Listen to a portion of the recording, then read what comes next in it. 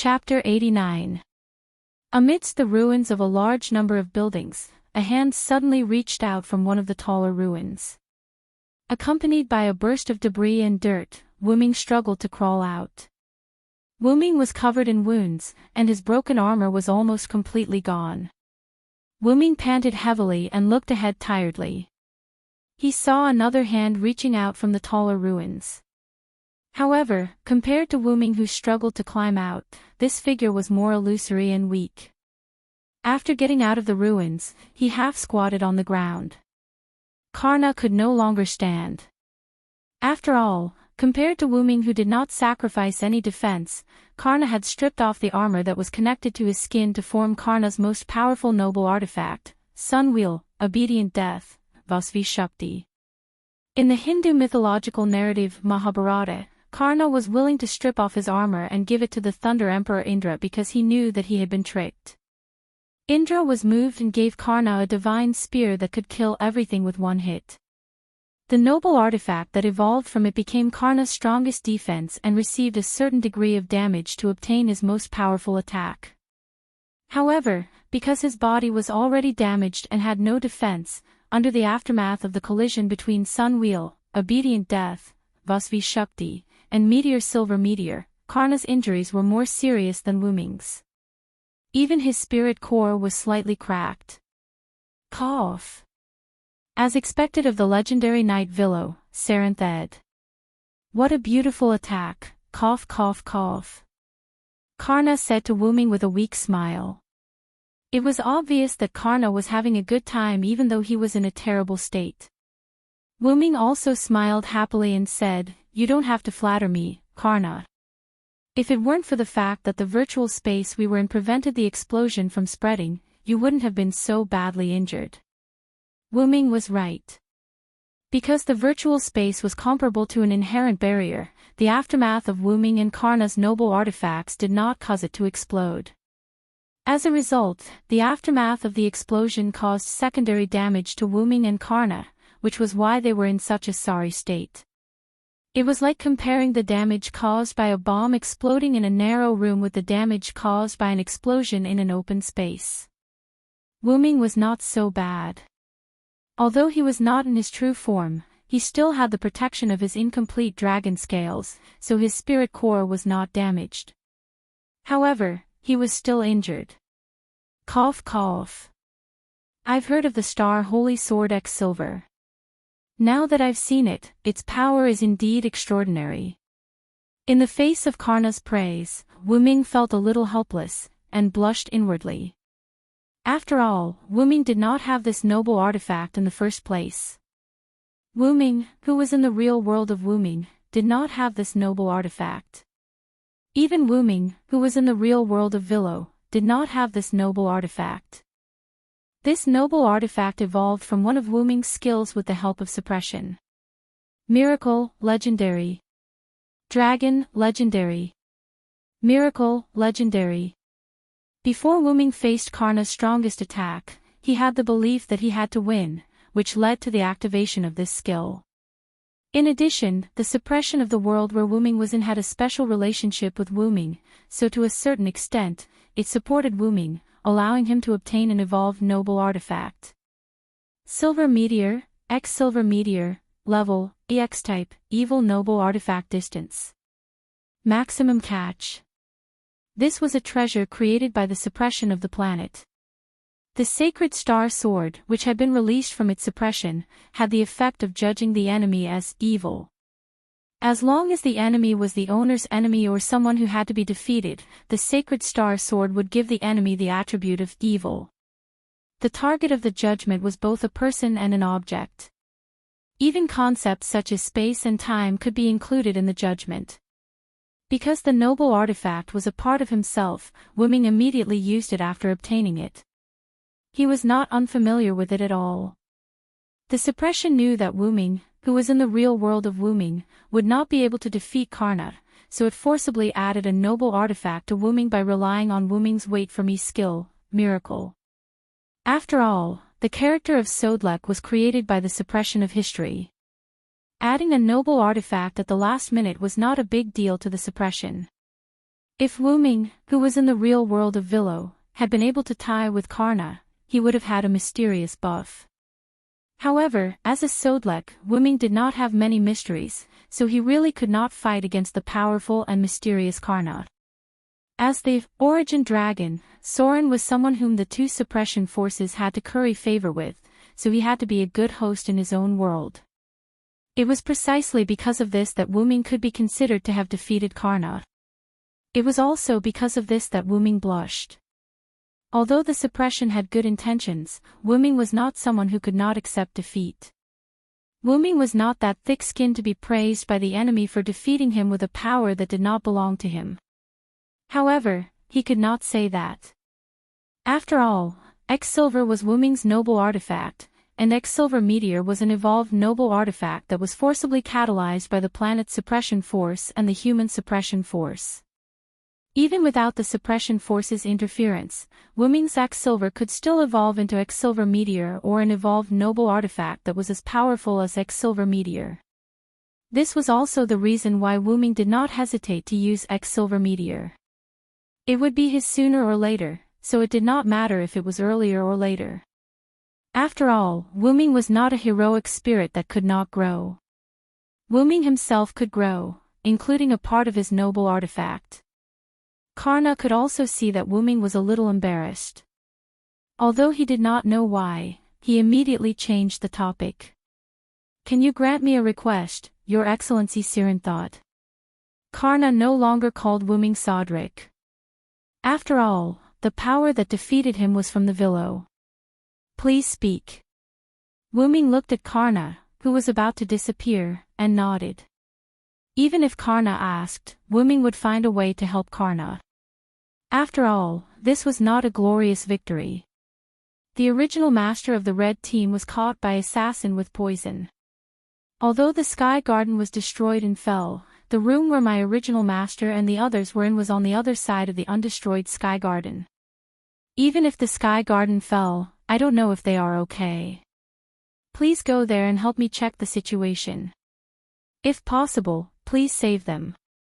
Wu Ming was stunned, but he immediately reacted. Then, Wu Ming smiled. As expected of Karna, the hero of charity. "I'll go now." Wu Ming dragged his broken body to the direction Karna pointed out. Karna, who stayed in place, turned into light and disappeared after his spirit core was completely shattered. Chapter 90. Wu Ming took out many bottles of healing potion on the way, and after drinking all of them, his body almost recovered. Wu Ming moved his body, and now, except for the serious injuries on his body, there was no big problem. Because Wu Ming had the skill Magic Dragon EX, his mana was not damaged much. Wu Ming came to the place where Karna pointed, and everywhere he looked, there was a ruin. The entire Sky Garden fell to the ground and was almost completely shattered. Wu Ming released his mana and began to search for the masters who were controlled by Semiramis poison. Those masters before the Red Servant were not ordinary people, but one of the best magicians. Therefore, when Wu Ming arrived, those magicians still had signs of life that even Wu Ming almost didn't notice. When Wu Ming dug them out, their bodies were already badly mutilated. Wu Ming quickly took out 5 bottles of healing potion and gave them to each of them to drink. Yggdrasil was a game that transcended its time. Its degree of freedom was so high that it was unbelievable. But in this game, there was only one kind of item, and that was the health potion called Health Potion. There were no other medicinal items such as Mana Potion, Detoxification Potion, and so on, so they could only rely on other rare items. Because of that, as the only health potion in the game, its performance was naturally needless to say. If it was placed in a noble artifact, it could be judged as a sea-level item. Although Wu Ming once gave Astolfo the health potion very easily, it was not a small amount. When he first treated the androids, Wu Ming ordered everyone to take 1/3 of the health potion. That was to prevent the androids, who acted as a mana supply battery, from being infected by the bacteria in the air as soon as they came out of the incubator. Sieg was a good example. Because he left the incubator for too long, Astolfo said that before Astolfo took Sieg away, Black Archer Sharon gave Sieg a simple treatment. However, androids born as magic power batteries were different from androids born to fight. Because the androids, which were magic-powered batteries, did not need to move around in the outside world, their creators did not give them excellent physical fitness. It could be said that they would not survive without the nutrient solution in the incubator. This was the racial flaw of the androids that were born as props. Although Sieg was saved by Wuming's potion at that time, Wuming did not have a way to solve his gene problem. After all, even if the game had a high degree of freedom, there were no items related to genes. The game was enjoyable, not a headache. Because of the transplanting of Siegfried's heart, Siegfried was strengthened by the dragon heart and eliminated the flaws of the androids. As for whether the heart would disappear or not, since Sieg was connected to the heart, the magic circuits were naturally connected as well. Sieg's heart was supported by Sieg's magic power, so it naturally wouldn't disappear. Over time, his heart would definitely fuse with Sieg's. The androids, who were fighting forces, were not much better. After all, they were weapons that could be thrown away after being used, and they participated in the battle as cannon fodder. The androids that were rescued had their physical fitness temporarily improved by Wuming's potion at that time. It was mainly thanks to Gould, the creator, who adjusted their physical condition later on, that they could live like ordinary people. As for the 5 masters, Wuming was still afraid that they would die halfway, so he gave them a whole bottle of the potion. It must be noted that this was a potion that was comparable to a C-grade item. Seeing that the 5 masters had not woken up yet, Wuming remembered that Karna said that they were poisoned. Wuming immediately took out a short staff. This short staff could remove the poison status of any item below the divine artifact level. It was an item that could be used by injecting magic power into it. However, it had a limited number of uses. After the number of uses was used up, it would disappear. It was because Wuming was restricted by his class that Wuming took out this high-level item with restrictions. Moreover, Wuming speculated that the poison used by Semiramis was definitely not a high-level poison, otherwise, these people would have died long ago. Detoxification. The short staff emitted a green light, enveloping the 5 unconscious people. After a few seconds, the short staff shattered and disappeared. Wuming looked at the short staff that disappeared in his hand and couldn't help but sigh. As expected of the poison used by Semiramis, the most ancient poisoner, it completely exhausted the short staff's number of uses. Although the level of this poison was not the highest, it still exhausted the detoxification short staff's number of uses. A few seconds later, the 5 people lying on the ground opened their eyes and sat up weakly. This place is, I remember the Holy Grail War is over, what happened to us? Everyone was full of doubts. Then Wuming spoke. Magicians, I am a servant of this Holy Grail War. This Holy Grail War is not over yet. You have now lost the qualification to be its master. As for what happened, you can find out in the future. This place will soon become the battlefield of a great war. After Wuming finished speaking, he turned into a spirit and disappeared. These magicians looked at the place where Wuming disappeared. They could see that the person just now was not an ordinary person, and they chose to believe in Wuming. They immediately struggled to stand up and walked in the direction that Wuming just pointed. After Wuming gave advice to the group of magicians, he went to the place where the Great Holy Grail was. Fortunately, this was a forest. If it fell into the city, it would be troublesome. Wuming thought. When Wuming arrived at the Great Holy Grail, he saw 2 groups of people facing each other. The Great Holy Grail was revealed from the ruins. It was a ball with a huge female sculpture inside. In front of the Great Holy Grail, 2 groups of people stood in front of the Great Holy Grail. On one side, there was Red Assassin Semiramis, Red Rider Achilles, Red Archer Atlanta, Red Caster Shakespeare, and Ruler Shiro Amakusa, who hurriedly came out because of the fall of the Sky Garden. On the other side, there was Red Saber Mordred, Lion Jieli, who was the master of Wuming, and Mordred, Black Archer Sharon, Black Rider Astolfo, and Astolfo's master Sieg, Black Berserker Frankenstein, and Frankenstein's master Cowles, and finally, ruler Joan of Arc, the referee of the Holy Grail War. In addition to the masters, when the servants saw the arrival of Wu Ming, Amicus's people's faces changed slightly, while Joan of Arc's people were happy.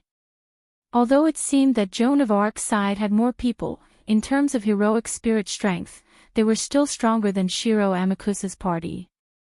If they really fought, the black side might not necessarily have an advantage, but now with Wu Ming, the situation was completely reversed. Only Wu Ming rushed over, which meant that Karna was defeated.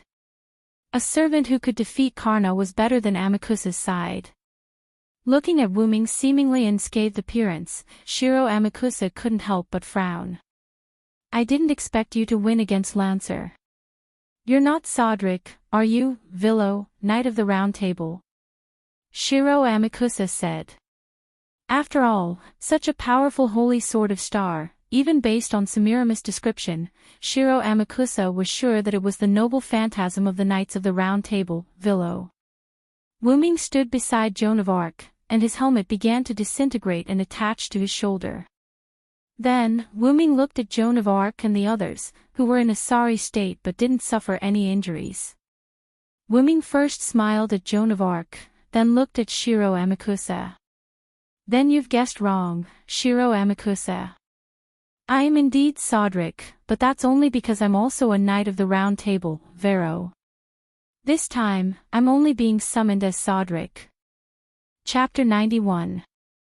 Because Joan of Arc and the others had already been informed by Wu Ming, they weren't surprised. However, seeing that the people from Amikusa weren't surprised either, it seemed that they had already been informed by Shiro Amikusa. Achilles and Atlanta revealed an expression that said, so that's really the case. Shakespeare, on the other hand, had a happy expression. Semiramis gritted her teeth. After all, her noble artifact had been destroyed by Wu Ming. Shiro Amikusa smiled faintly. I really didn't expect that you, whom I met once, would become a major force to obstruct me. In response, Wu Ming shook his head regretfully and said, even without me, others would obstruct you. Then, do you want to come to my side, Knight of the Round Table, Silver Dragon Britton Villo? Shiro Amikusa smiled. Everyone was shocked. After all, most people, no, almost everyone, didn't want to rope in the enemy during the final battle. Wu Ming also smiled and said, do you want me to agree with the materialization of the soul, Shiro Amikusa? Shiro Amikusa continued to smile, that's right. Don't you think that the materialization of the soul is the only way to save humanity? You don't want humanity to repeat the same mistakes you've made in Britain, Villo Silenceward. Then, the scene fell into silence. After a moment, Wu Ming spoke. Yes, humans will indeed repeat the same mistakes. Shiro Amikusa smiled. The others also looked at Shiro Amikusa and Wu Ming in disbelief. If it was me in the past, I might have agreed with you. But Wu Ming thought of his experience in Babylon, and thought of Gilgamesh, who wanted to free humanity from the shackles of the gods. Now, I definitely won't agree with you, Shiro Amikusa. Wu Ming raised Meteor Silver, which had already returned to its original state, and pointed the tip of the sword at Shiro Amikusa. The helmet automatically put on. Is that so? Shiro Amikusa closed his eyes and said regretfully. When he opened his eyes, Shiro Amikusa didn't have the slightest bit of hatred, only calmness. At this moment, this was the saint who had given up on hatred and walked out of the Great Holy Grail, Shiro Amikusa, Shurjin. Then I will kill everyone who stands in my way. With these words, a war was about to break out. Atlanta took the initiative to release her noble artifact. Present this calamity. Foibos catchy. Large amounts of lightning shot towards Wu Ming's group, but what collided with them was a large amount of green lightning. Blasted tree. Frankenstein used his incomplete noble phantasm to clash with it. Although Frankenstein didn't speak much, it didn't mean that she couldn't speak. In her words, it was just that it took a lot of effort to speak. Astolfo rode his eagle and rushed towards Atlanta, but he was stopped by Achilles in midair.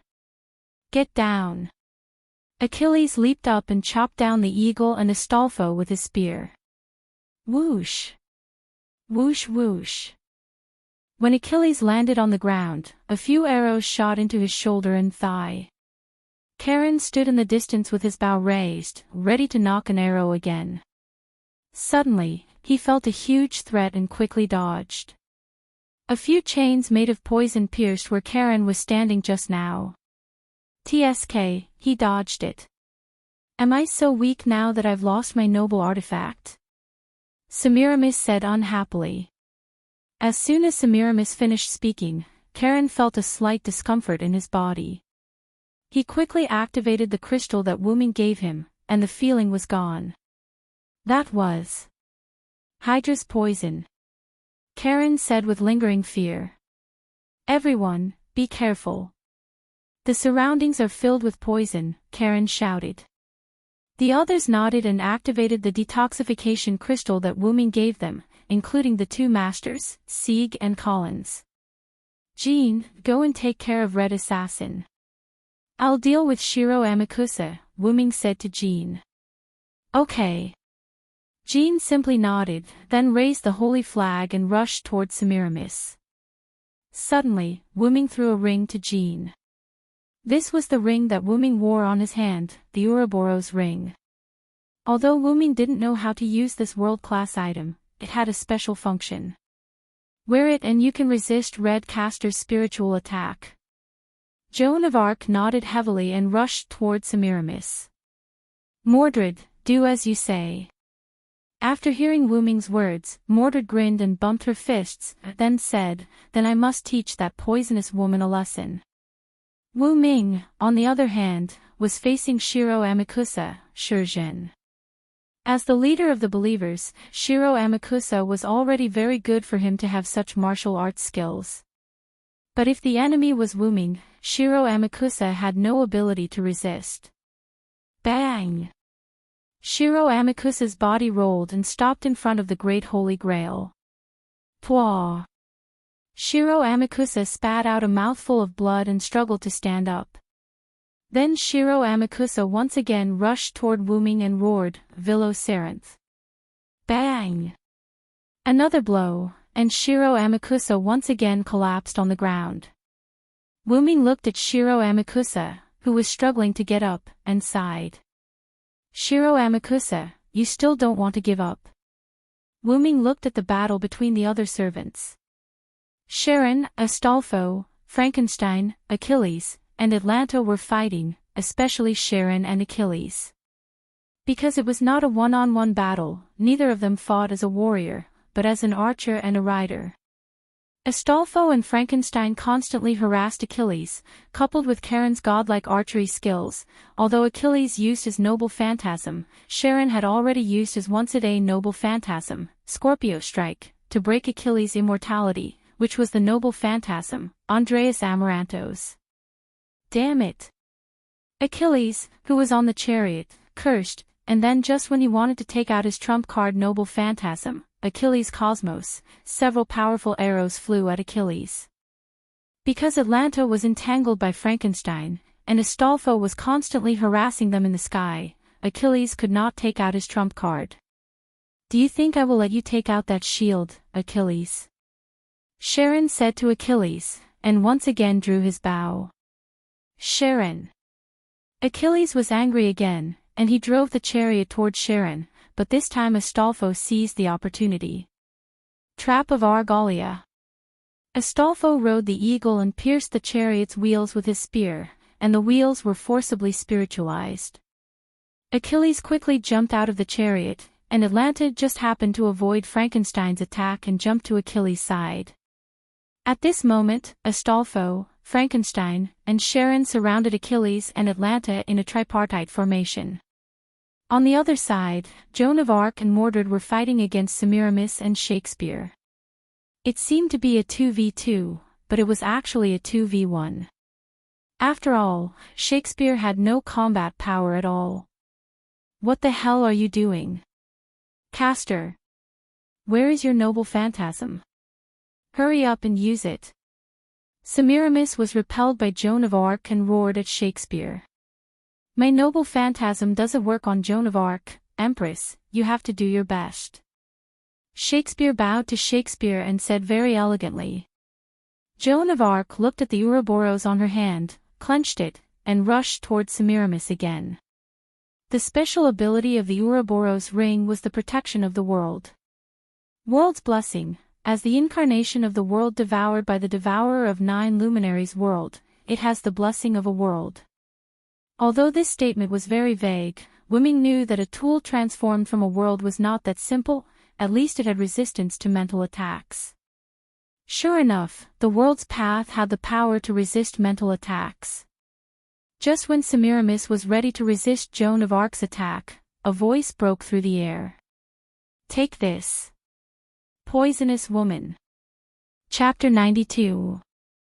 Semiramis' pupils instantly froze as she raised her head to look at Mordred, who was falling from the sky. Poochie. Ah!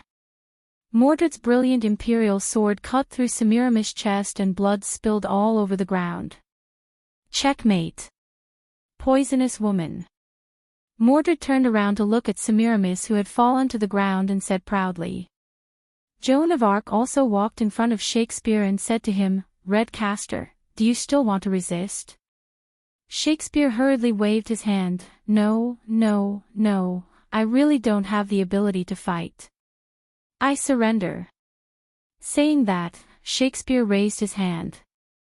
You bastard, do you have to be so spineless? You actually surrendered. Mordred said viciously. No, no, no, this is a wise choice. Shakespeare's face was full of joy. Turning around, Wuming looked at Shiro Amakusa. You see, you have already lost, Shiro Amakusa. Shiro Amakusa, Shurjin, continued to stand up and slowly said, So what? Shiro Amakusa stared at Wuming. You want to use failure to change my mind about saving humanity. 400 years ago, when we were slaughtered by the shogunate, I didn't retreat. How can death and failure make me change my mind about saving humanity? After a moment, Wuming looked at Shiro Amakusa, who had calmed down a little. He took off his helmet and looked at Shiro Amakusa. You are not wrong, Shiro Amakusa. However, this is a war where the winner takes all. The loser will lose the opportunity to realize their dreams. After hearing Wuming's words, Shiro Amakusa laughed again. What a pity, Vilo there answered. The Great Holy Grail has already been activated. As if to confirm Shiro Amakusa's words, the Great Holy Grail behind him began to gradually glow and slowly sank into the ground.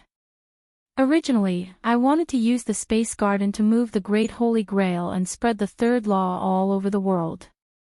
However, now that the Space Garden has been destroyed, the Great Holy Grail has coincidentally come into contact with a spirit vein. At this moment, it has already begun to use the spirit vein to spread the third law all over the world, realizing the materialization of all humans. My wish is about to come true, Shiro Amakusa said very calmly. Aren't you afraid that I'll destroy the Great Holy Grail if you tell me all this now? Wuming wasn't in a hurry. Instead, he continued his conversation with Shiro Amakusa. In response, Shiro Amakusa shook his head and said, You won't. Everyone who participated in the Holy Grail War has their own wishes. Even you, Vilo Theranched, are the same. Shiro Amakusa was right. Every servant who participated in the Holy Grail War had their own wishes.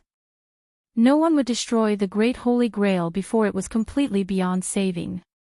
Wuming believed that even Artoria would not take the initiative to destroy the Holy Grail. Unfortunately, Wuming didn't have any wishes that needed to be fulfilled. Moreover, he didn't believe that a mere large-scale magic storage system would be able to fulfill all his wishes. The suppression force once told him that the Holy Grail War was a ritual created by the 3 families of Macri, Einsberg, and Enosaka to reach the origin. The original purpose was to reach the origin. The The Great Holy Grail could temporarily open the door to the origin vortex. Through this door, the magician could directly reach the origin. Therefore, the matter of fulfilling all wishes was purely a rumor. Of course, some small wishes could still be fulfilled. After all, this was a magical power that could open the door to the origin vortex. Shiro Amakusa entered the Great Holy Grail system through his own noble phantasm.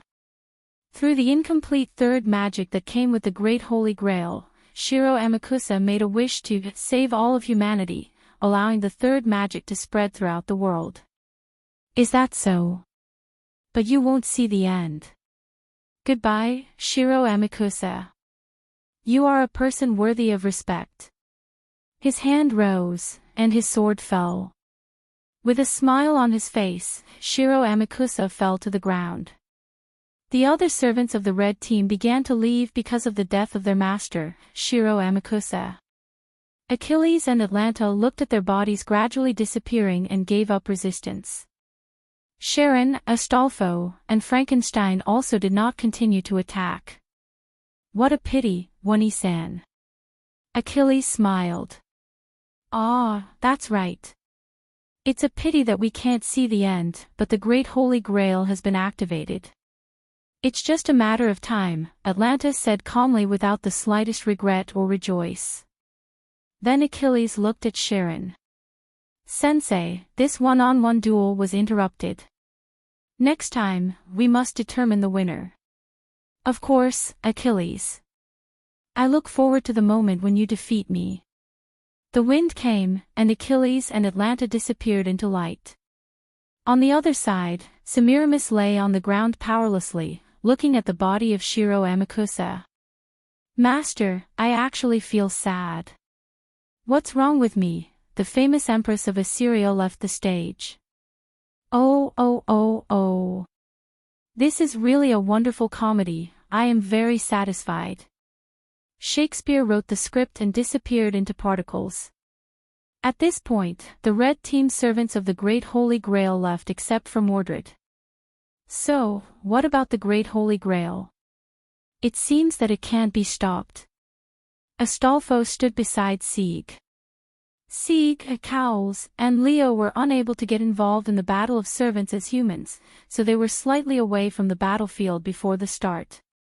Do we really have to destroy this? That's such a pity, Mordred grumbled. It seems that this is the only way. Jean said carefully. After all, not every servant would sacrifice their wish for humans. Wu-Ming looked at the several servants present.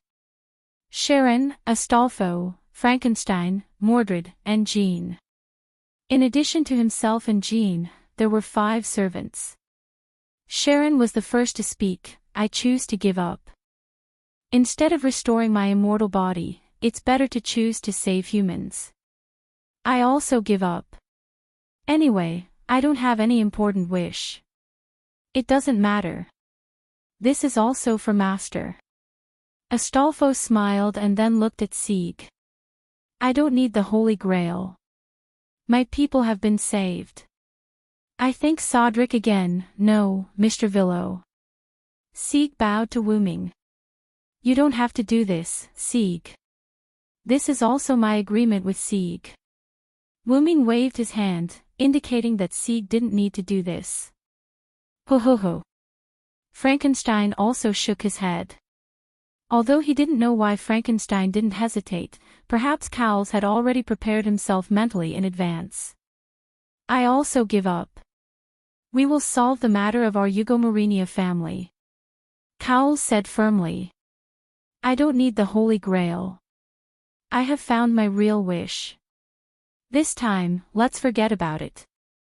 Mordred laughed. Leo was a little surprised and then fell into deep thought.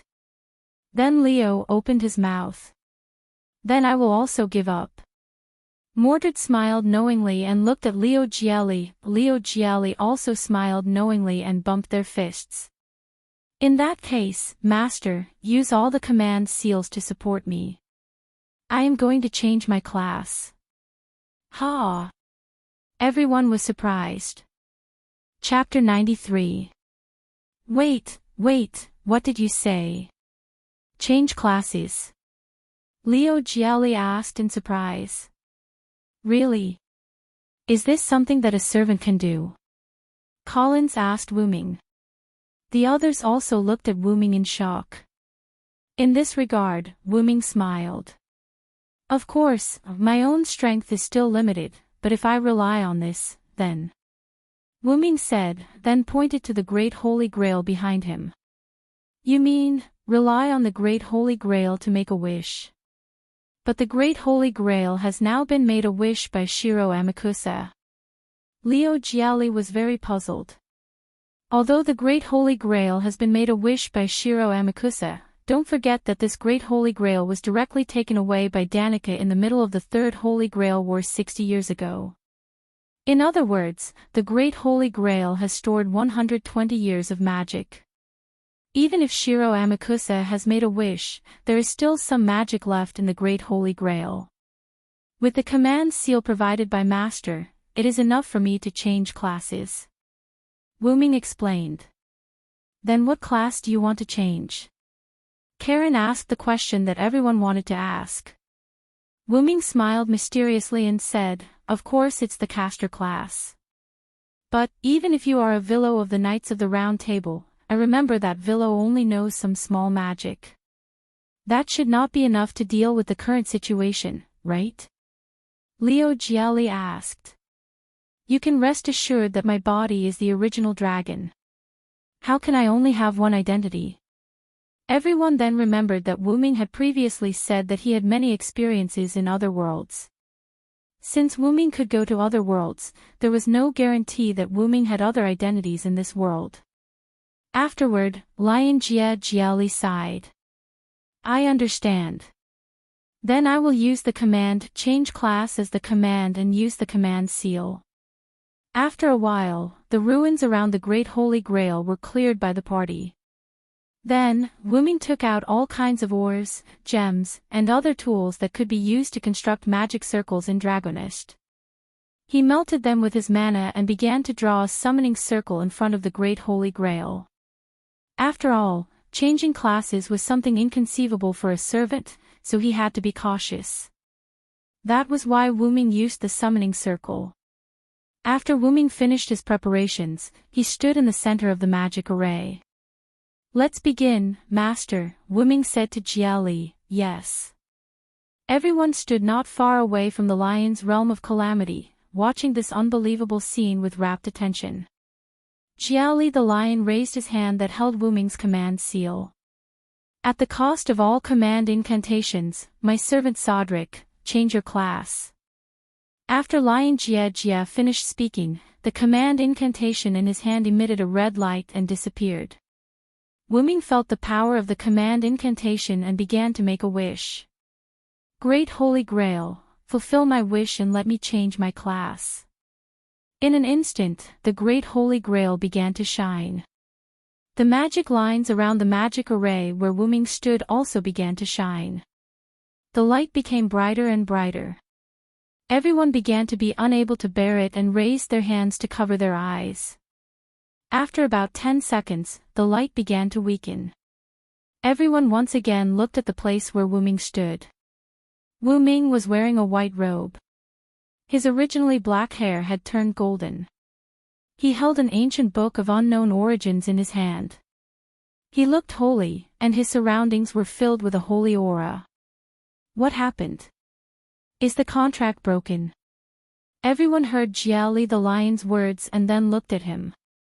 The command incantation that Lion Jia used on Jia's hand disappeared without a trace. According to the records of the Holy Grail War, a command incantation would leave a trace after it was used. Even if the contract was broken or the Holy Grail War ended, the command incantation would not disappear. Only the traces of the command incantation would disappear. But now, the Holy Grail War was not over yet, and the traces of the command incantation disappeared. Moreover, Jiali also clearly stated that the contract was broken. Don't worry. A particularly gentle voice came. Collins and Jiali were a little absent-minded, but then the two of them quickly woke up. Several other servants were also slightly absent-minded, but it did not affect them much. And because Sieg had Siegfried's heart, his resistance was comparable to that of a servant. Only Jeanne d'Arc could resist the strange holiness emitted by Wu Ming. "What's going on, Sodric? Or are you no longer Sodric?" Jeanne asked Wu Ming, somewhat at a loss. Everyone looked at Wu Ming with some vigilance. Wu Ming only smiled faintly at this, causing people to become absent-minded again. "I'm sorry. After all, this is the first time I've adapted to this class. I'm still a little uncomfortable with my own power." After Wu Ming finished speaking, everyone felt that the sacred aura on Wu Ming's body was covered up. Phew, that was really scary. I felt like I was worshipping Sodric just now. Collins wiped the cold sweat from the lingering fear. That's true. If Sodric spreads this sacred aura to the maximum extent, some people with low spiritual power will become his believers. I'm afraid some berserkers will also be affected. As a person who firmly believed in the Lord, it was easy for Jeanne to see the essence of this power. That's really scary. Collins swallowed his saliva. At this moment, Collins was even more scared. Yes, after all, I didn't control my power. I'm sorry, Mr. Collins. Wu Ming said gently. About the breaking of the contract, it was my decision. After all, what I'm going to do later is a bit unbearable for Mr. Jieli. Therefore, I linked the contract to the Holy Grail. What? Doesn't that mean that you have infinite magic power now? Astolfo cried out in surprise. Wu Ming smiled and replied, "That's not the case.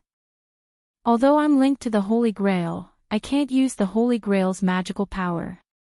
Now I just have an unconscious master who can provide more magical power. In short, just like me, the Holy Grail provides magical power directly, but magical power can't be abused at will." Jeanne explained. Oh. I see. Astolfo's left hand turned into a fist and his right hand turned into a palm. By the way, everyone, I'm no longer Sodric. I know you're not Sodric, but I can't figure out what your identity is. I can't even see your real name with my master's ability. Jieli said while touching his chin. Everyone looked at Jeanne d'Arc, and Jeanne d'Arc nodded and began to use true name detection on Wu Ming. This is. Chapter 94. Is this true? Zod. No, I should call you Hyunryong, Sama. Jeanne was surprised. In an instant, everyone fell into silence. Wait. Hyunryong, is that Hyunryong? Lion Jieli shouted. Hey! Is it true? Is it really Hyunryong? Collins was also quite surprised. The servants were okay, after all, they were heroes. But Sieg was puzzled. What does Hyunryong refer to? After all, Sieg was an android who was born less than a year ago. Even if he had Siegfried's heart, he was still an android who was less than a year old. Let me tell you. Astolfo raised his hand. When it comes to Hyunryong, he is the guardian of the ancient Babylonian city of Uruk. After all, no matter in the mythology of any other country or race, there is no character who can be called the sage dragon. Legend has it that Hyunryong is the oldest God who can't stand the human race being ruled by the gods and secretly came down to help the human race become independent. Later, Lion Jieli went on to say, Hyunryong is the oldest God in Mesopotamia. His status as a God can be compared with Tiamat, the Sumer mythical creator of Mesopotamia. But it is more said that Hyunryong is the son of Tiamat, the god of Sumer mythical pantheon. In addition to the 11 magical beasts born by Tiamat, he is also the elder brother of the 11 magical beasts. Collins added. But for some reason, the virtuous dragon did not belong to the side of the gods, nor did it belong to the side of the magical beasts. One day, it descended upon the city of Uruk and became the guardian god of mankind, Sharon said. Legend has it that Hyunryong is quite mysterious. He has neither a fixed name nor a fixed body. The reason why he is called Hyunryong is because in the oldest epic, the Epic of Gilgamesh, he came to Uruk in the form of a dragon and cultivated the oldest king, the hero king, Gilgamesh. As the symbol of the end of the gods, he has the title of sage. Back to Astolfo. Amazing. Does this mean that the French general Sodlek is a Sumerian god? Sieg exclaimed in shock. Ah! Everyone thought about it and realized that it was indeed as Sieg had said. The French general Sodlek was a Sumerian god. At this moment, Wuming seemed a little unnatural. How would I know that just because I taught the ancient king on a whim, the restraints turned me into such a fantasy legend? What Tiamat? What Lord God? Do you believe such nonsense? Even if there are historical records, do you believe it? Oh my God! But on the surface, Wuming still maintained a smile.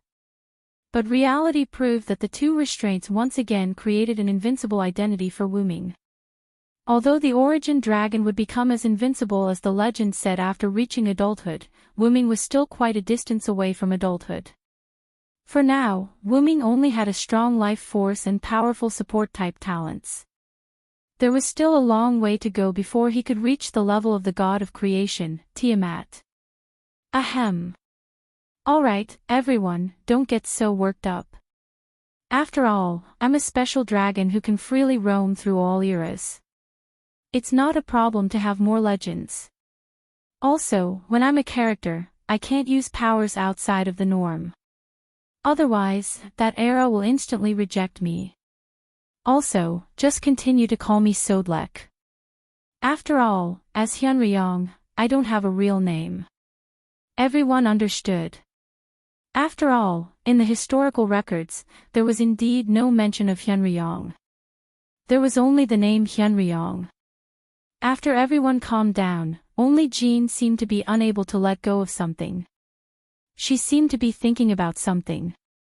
But because time was tight, Jean didn't intend to ask anything here. Of course, Wuming also realized it. As someone who grew up and died with Joan of Arc, how could he not know what his childhood sweetheart was thinking? But just as Joan of Arc thought, there wasn't much time left. Wuming flipped through the uninscribed incantation book in his hand, and large amounts of unknown magic appeared on the Great Holy Grail. Now, almost half of the Great Holy Grail had sunk into the ground. So, I'm going to take the exam, Wuming said. Everyone was a little surprised. They thought that Wuming had already started. In fact, they weren't wrong. Wuming had indeed started, but after becoming caster, he became interested in the Great Holy Grail. Of course, it wasn't a wish, but an interest in the third method. Therefore, Wuming decided, ancient and eternal primordial dragon, show yourself and save the world once more.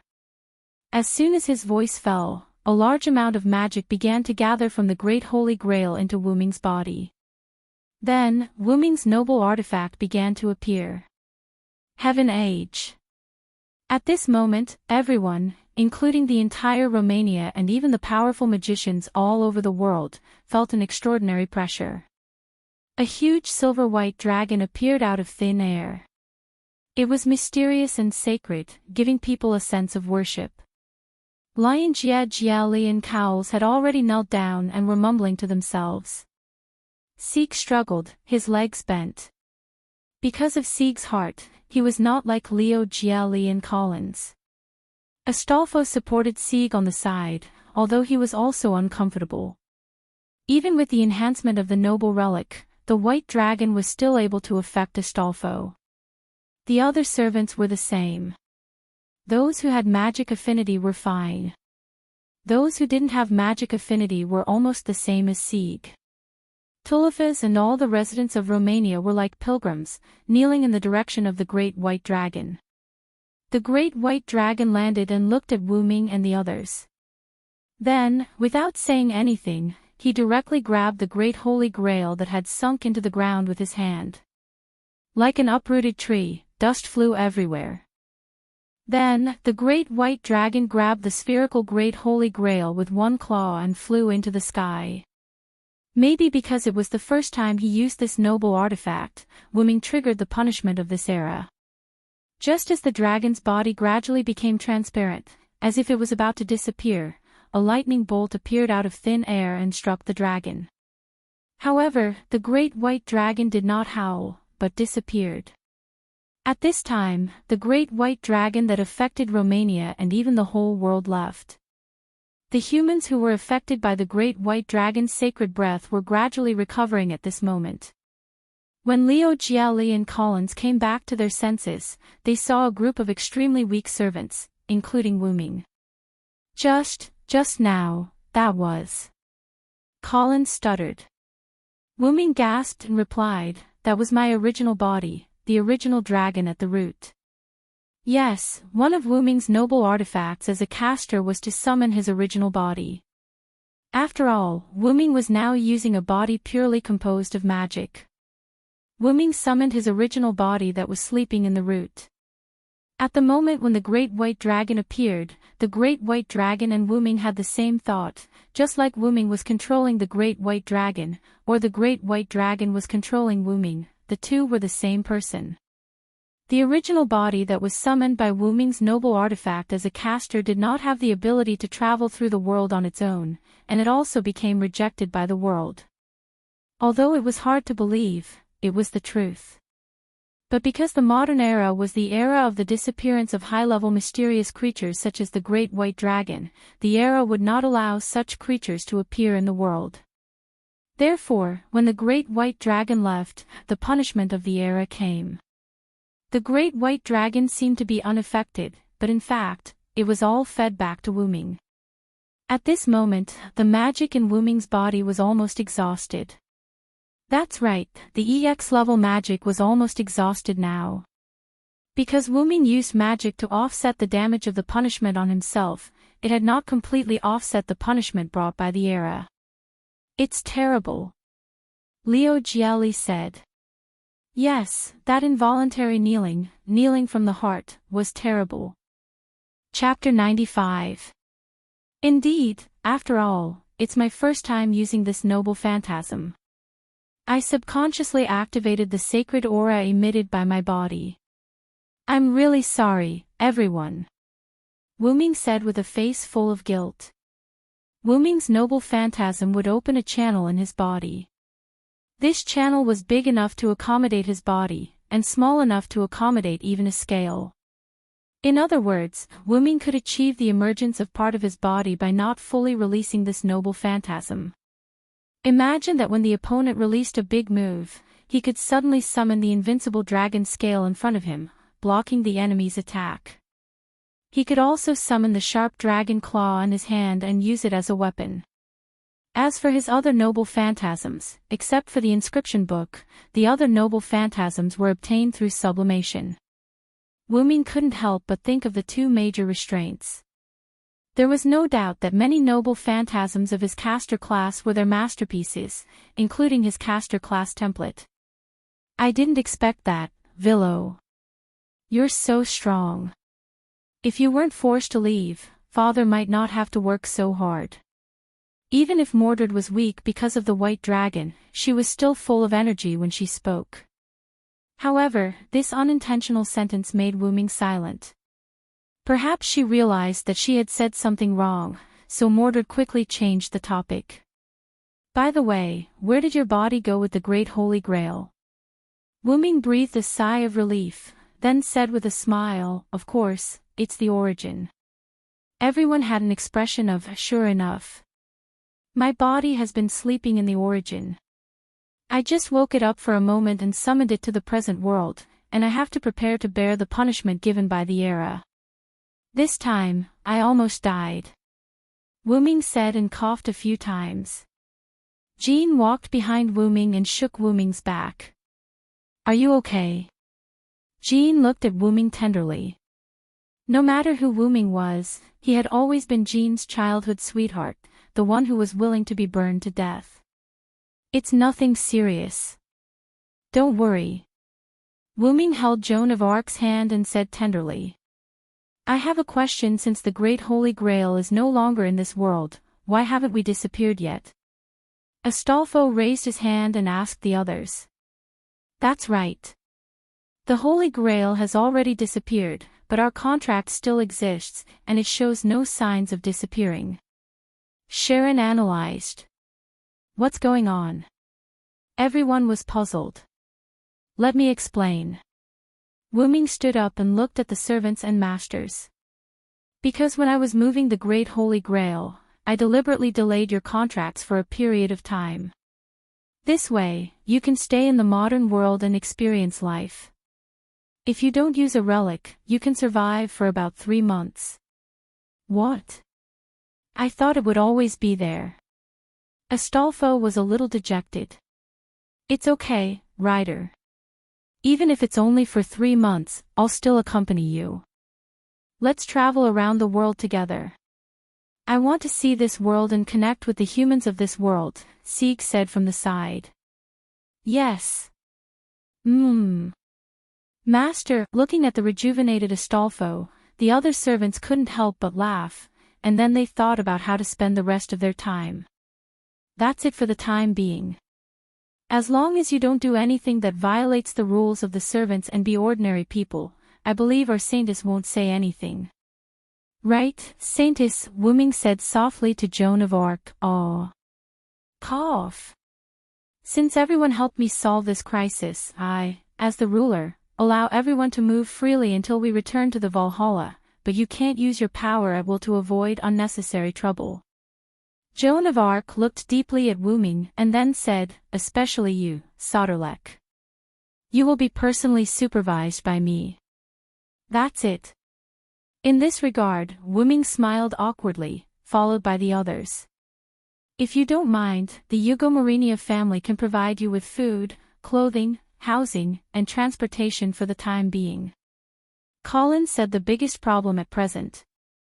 Then we won't be polite, and with us, we should be able to fight for a big advantage when dealing with the Clock Tower and the Magic Association.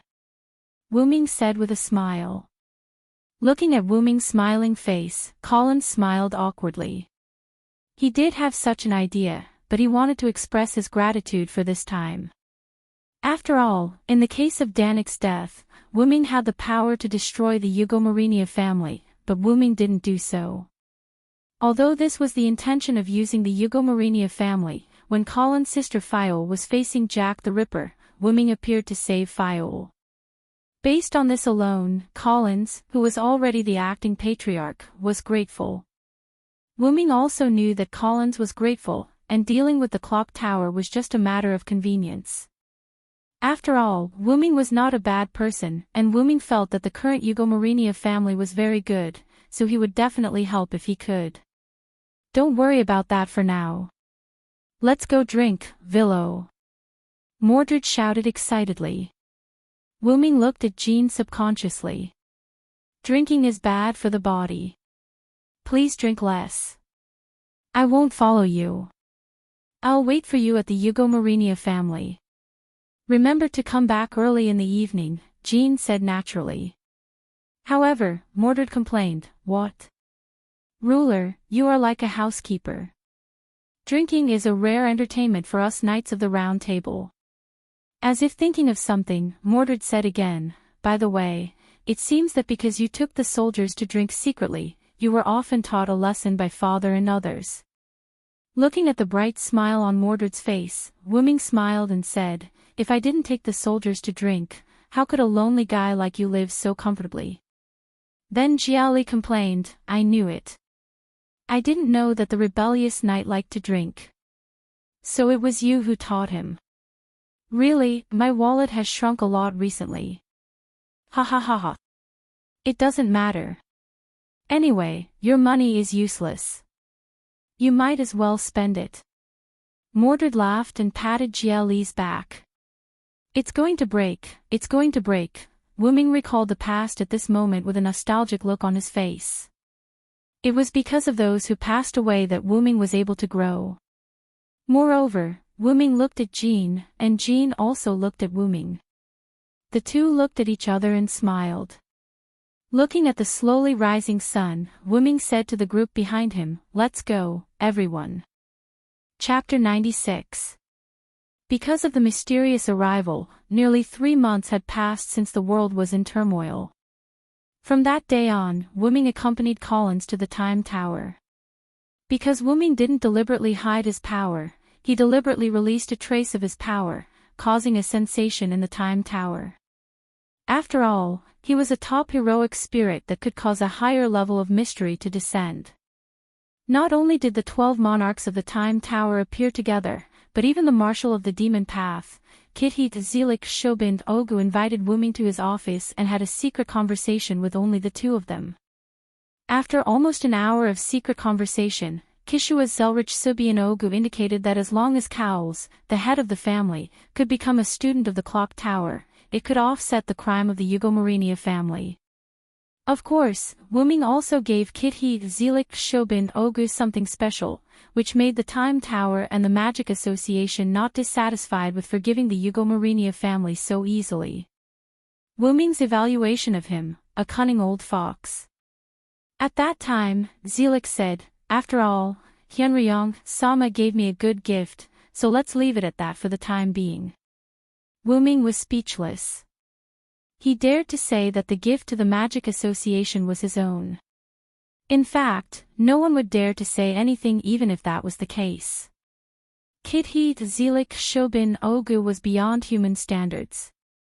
On this day, 3 months later, in a villa provided by Yugomarinia in France for Wu Ming. Wu Ming sat on a stone in the yard with his hands on his knees and meditated for a long time. First, Wu Ming's former saber rank limited the progress of meditation. Second, the body of a servant was not suitable for cultivation. After all, this was a degraded version of a heroic spirit. Its attributes were fixed, and even if it cultivated, it would not increase in the slightest. But for Wu Ming, there was a benefit. After Wu Ming summoned his main body, Wu Ming found that his main body had an indescribable feeling.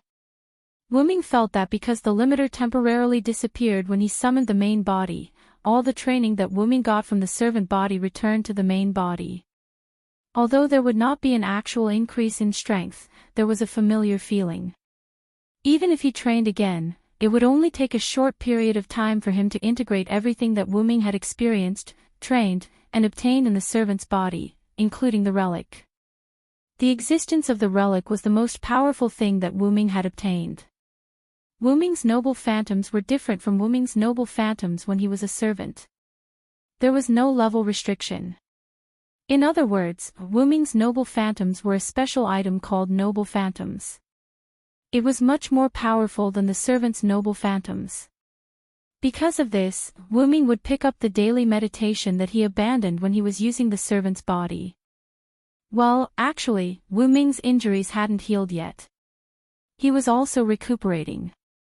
After a while, Wu Ming took a deep breath, and a turbid gas was expelled from Wu Ming's body. Wu Ming opened his eyes and frowned as he looked at the gas that was about to dissipate.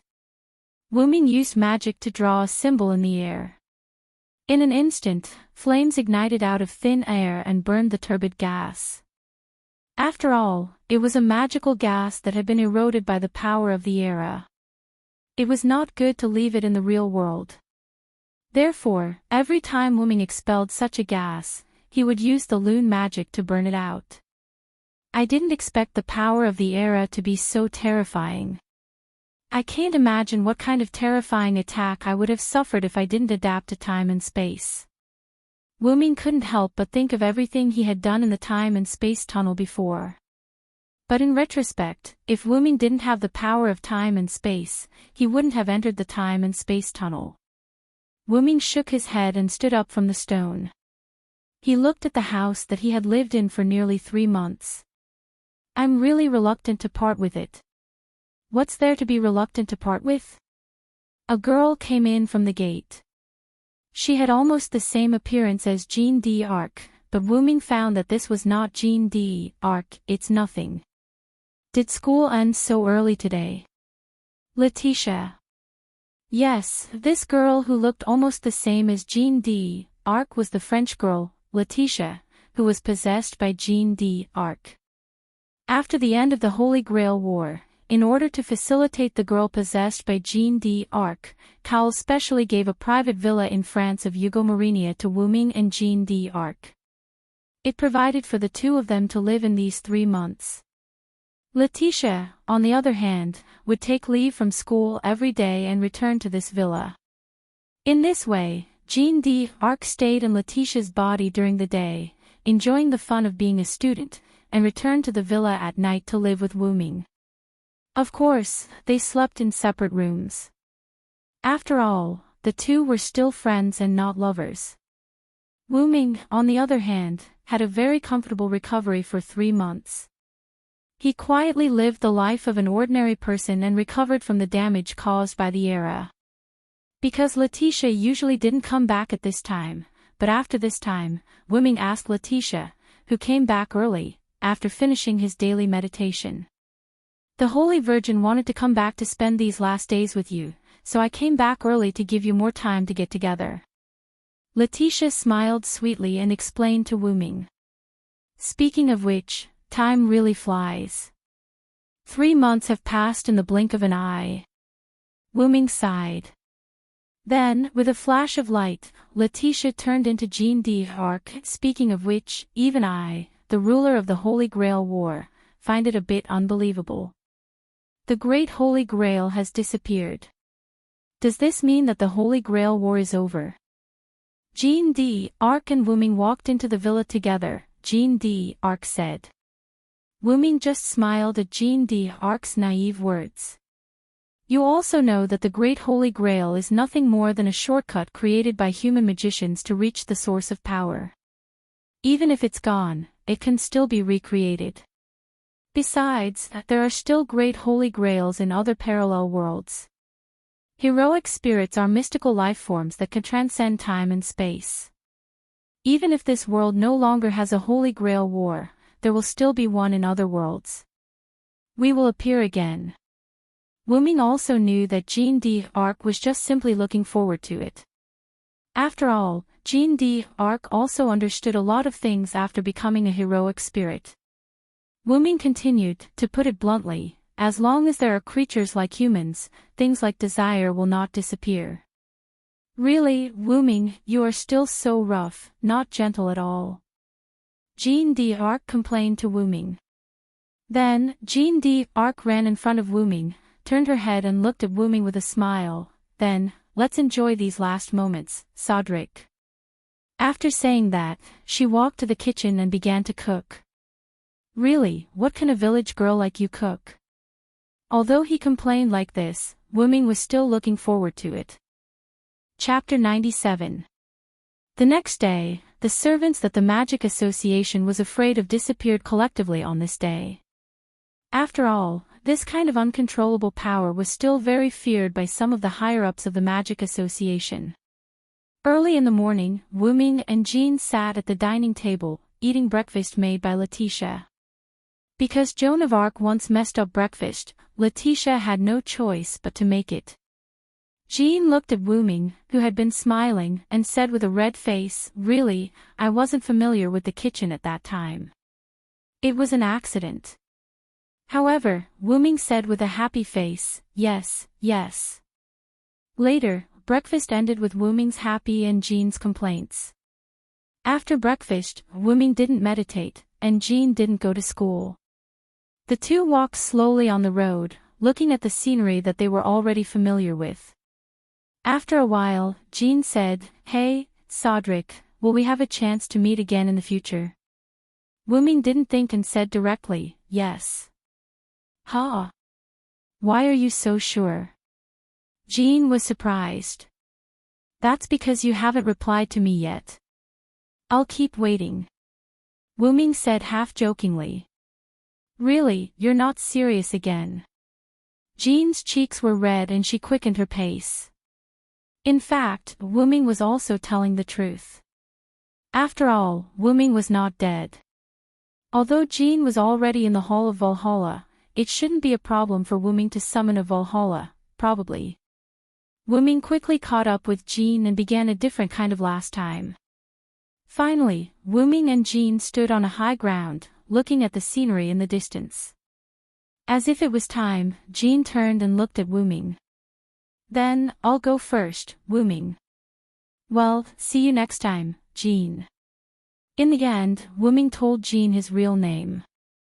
Jean's body emitted a light, and as a gust of wind blew, the light dissipated. Letitia appeared on the spot and looked at her hands in disbelief. Then, Letitia looked at Wu-ming in embarrassment. That.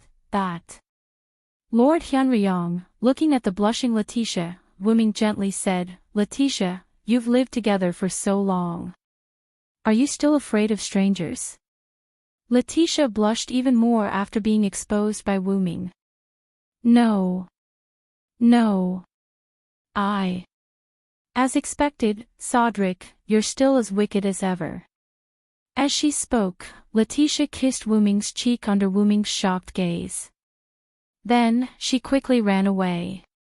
Wu-ming was at a loss as he watched Letitia run away. When he came back to his senses, he touched the cheek that was kissed and said helplessly. This is really. Sigh, Wu-ming sighed.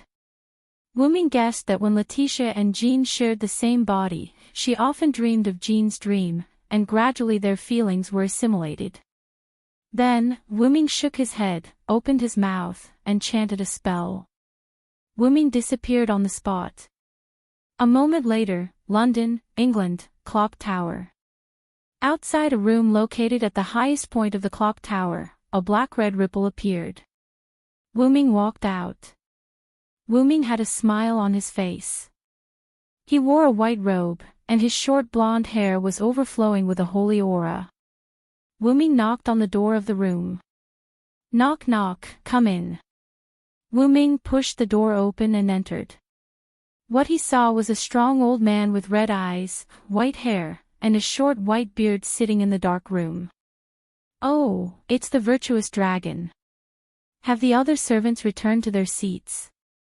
Demonic Marshal Kitty Zelrich Subian Augustus asked.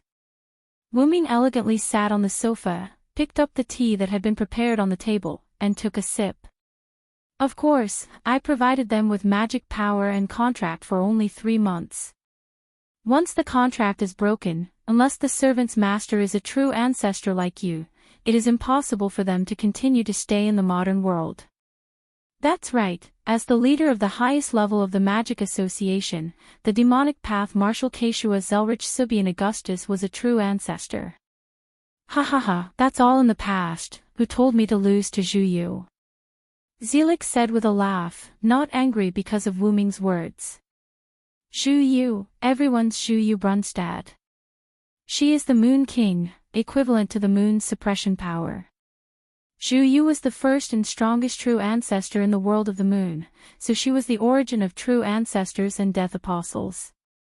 Although Zelrich claimed that he had lost to the ancestor Zhu Yu, the truth was that the two of them were tied.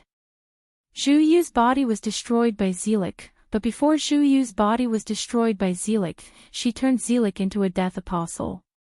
Thus, Kishia Zelik Augustus became one of the 27 death apostles. However, the great Holy Grail did fall into your hands. Zelik narrowed his eyes and said with a smile. In response, Wu-ming laughed, that is the third method, even I, who is called Hyunryong, can't help but want to study it.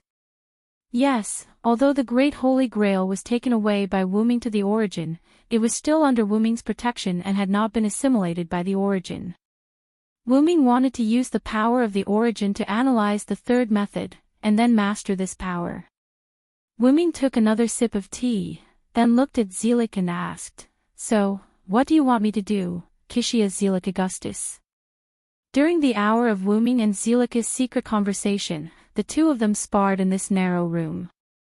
Zelik used a second spell, so the two of them did not destroy the room because of their sparring.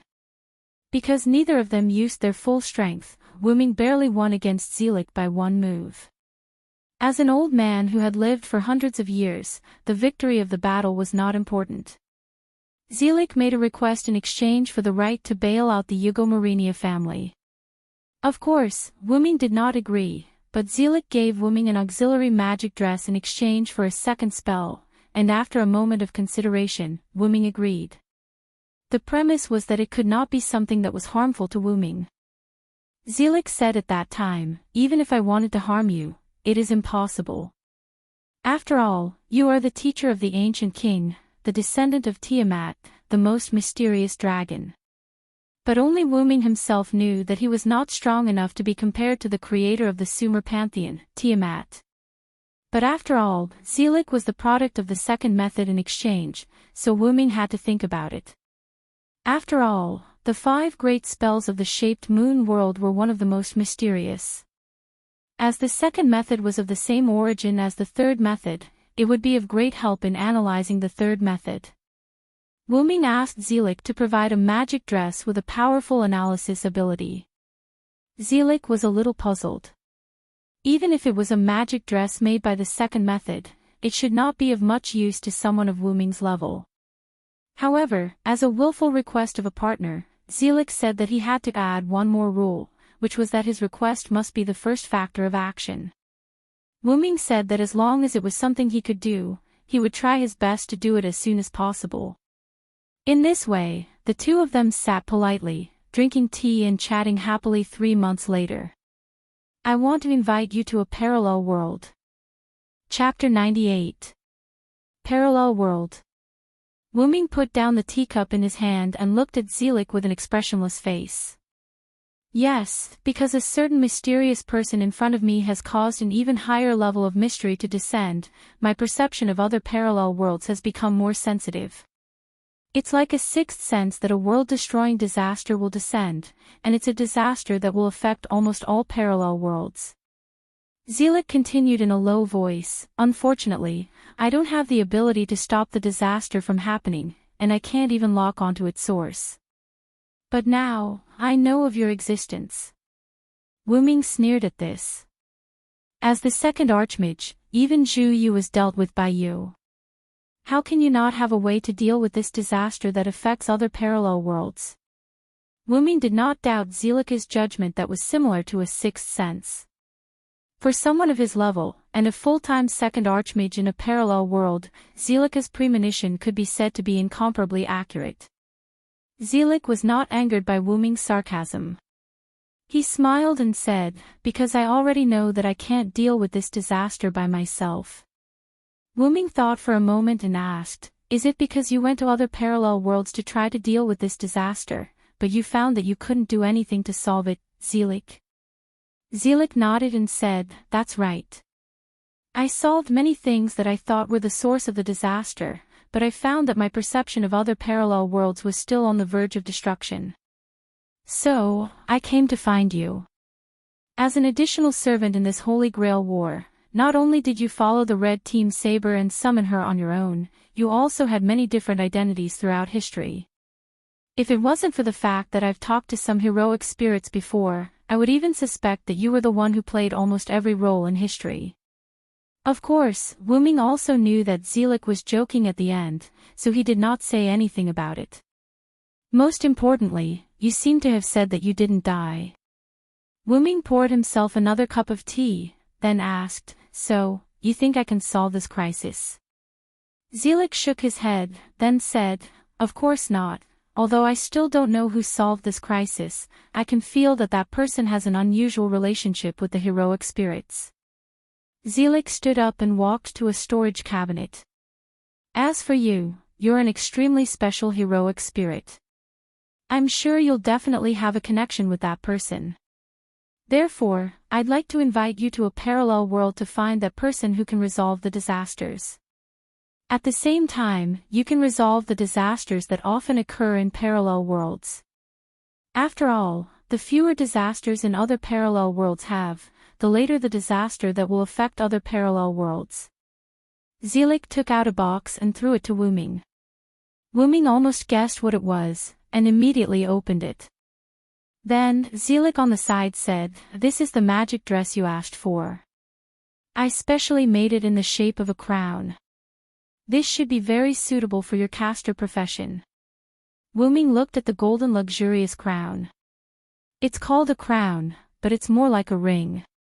However, Wuming doesn't care much about what this magic dress looks like, as long as it can be used.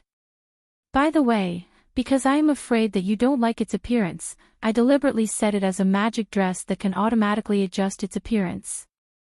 It is now in an inactive state. Moreover, I also set up an artificial elf for this magic dress. Of course, it is also in an inactive state. She will wake up at the moment you activate it and recognize you as the first master. Wuming was very surprised. He didn't expect Zelik to be so concerned about this magic dress. In fact, even without these factors, Wuming has a way to master this magic dress. It seems that you are very concerned about this matter, Zelik.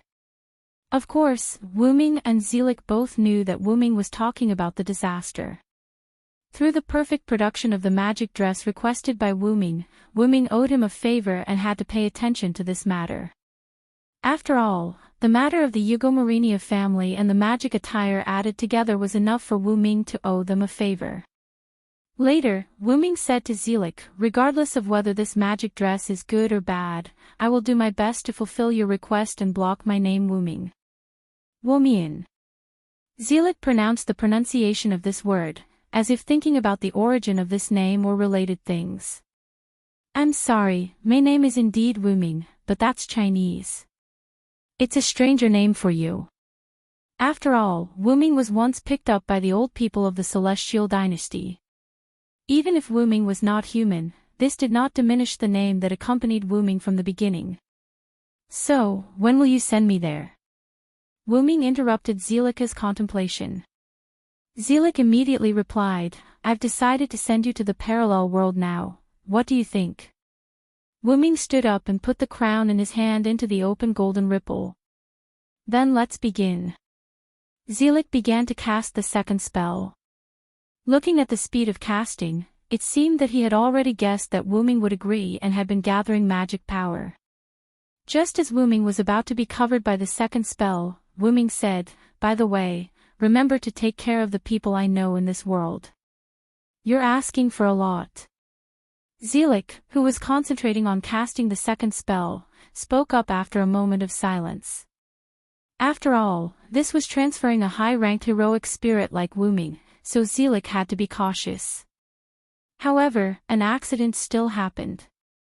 The era had left a deep impact on Wuming. When he left this era, the era shifted to his destination. Oh no! Zelik was shocked. Wuming. Remember to look for me in that world, he'll help you. Before Zelik could finish, Wuming vanished. Zelik, who had traveled to parallel worlds many times, knew that this was a normal phenomenon when traveling to other parallel worlds. Heaving a long sigh, Zelik returned to his original seat. In the face of a fate that humans cannot resist, what kind of miracle can he create? Zelik said as he took a sip of the freshly brewed tea. I'm really looking forward to it. The clock tower detected that there were no abnormalities after the heroic spirits of the Holy Grail War disappeared.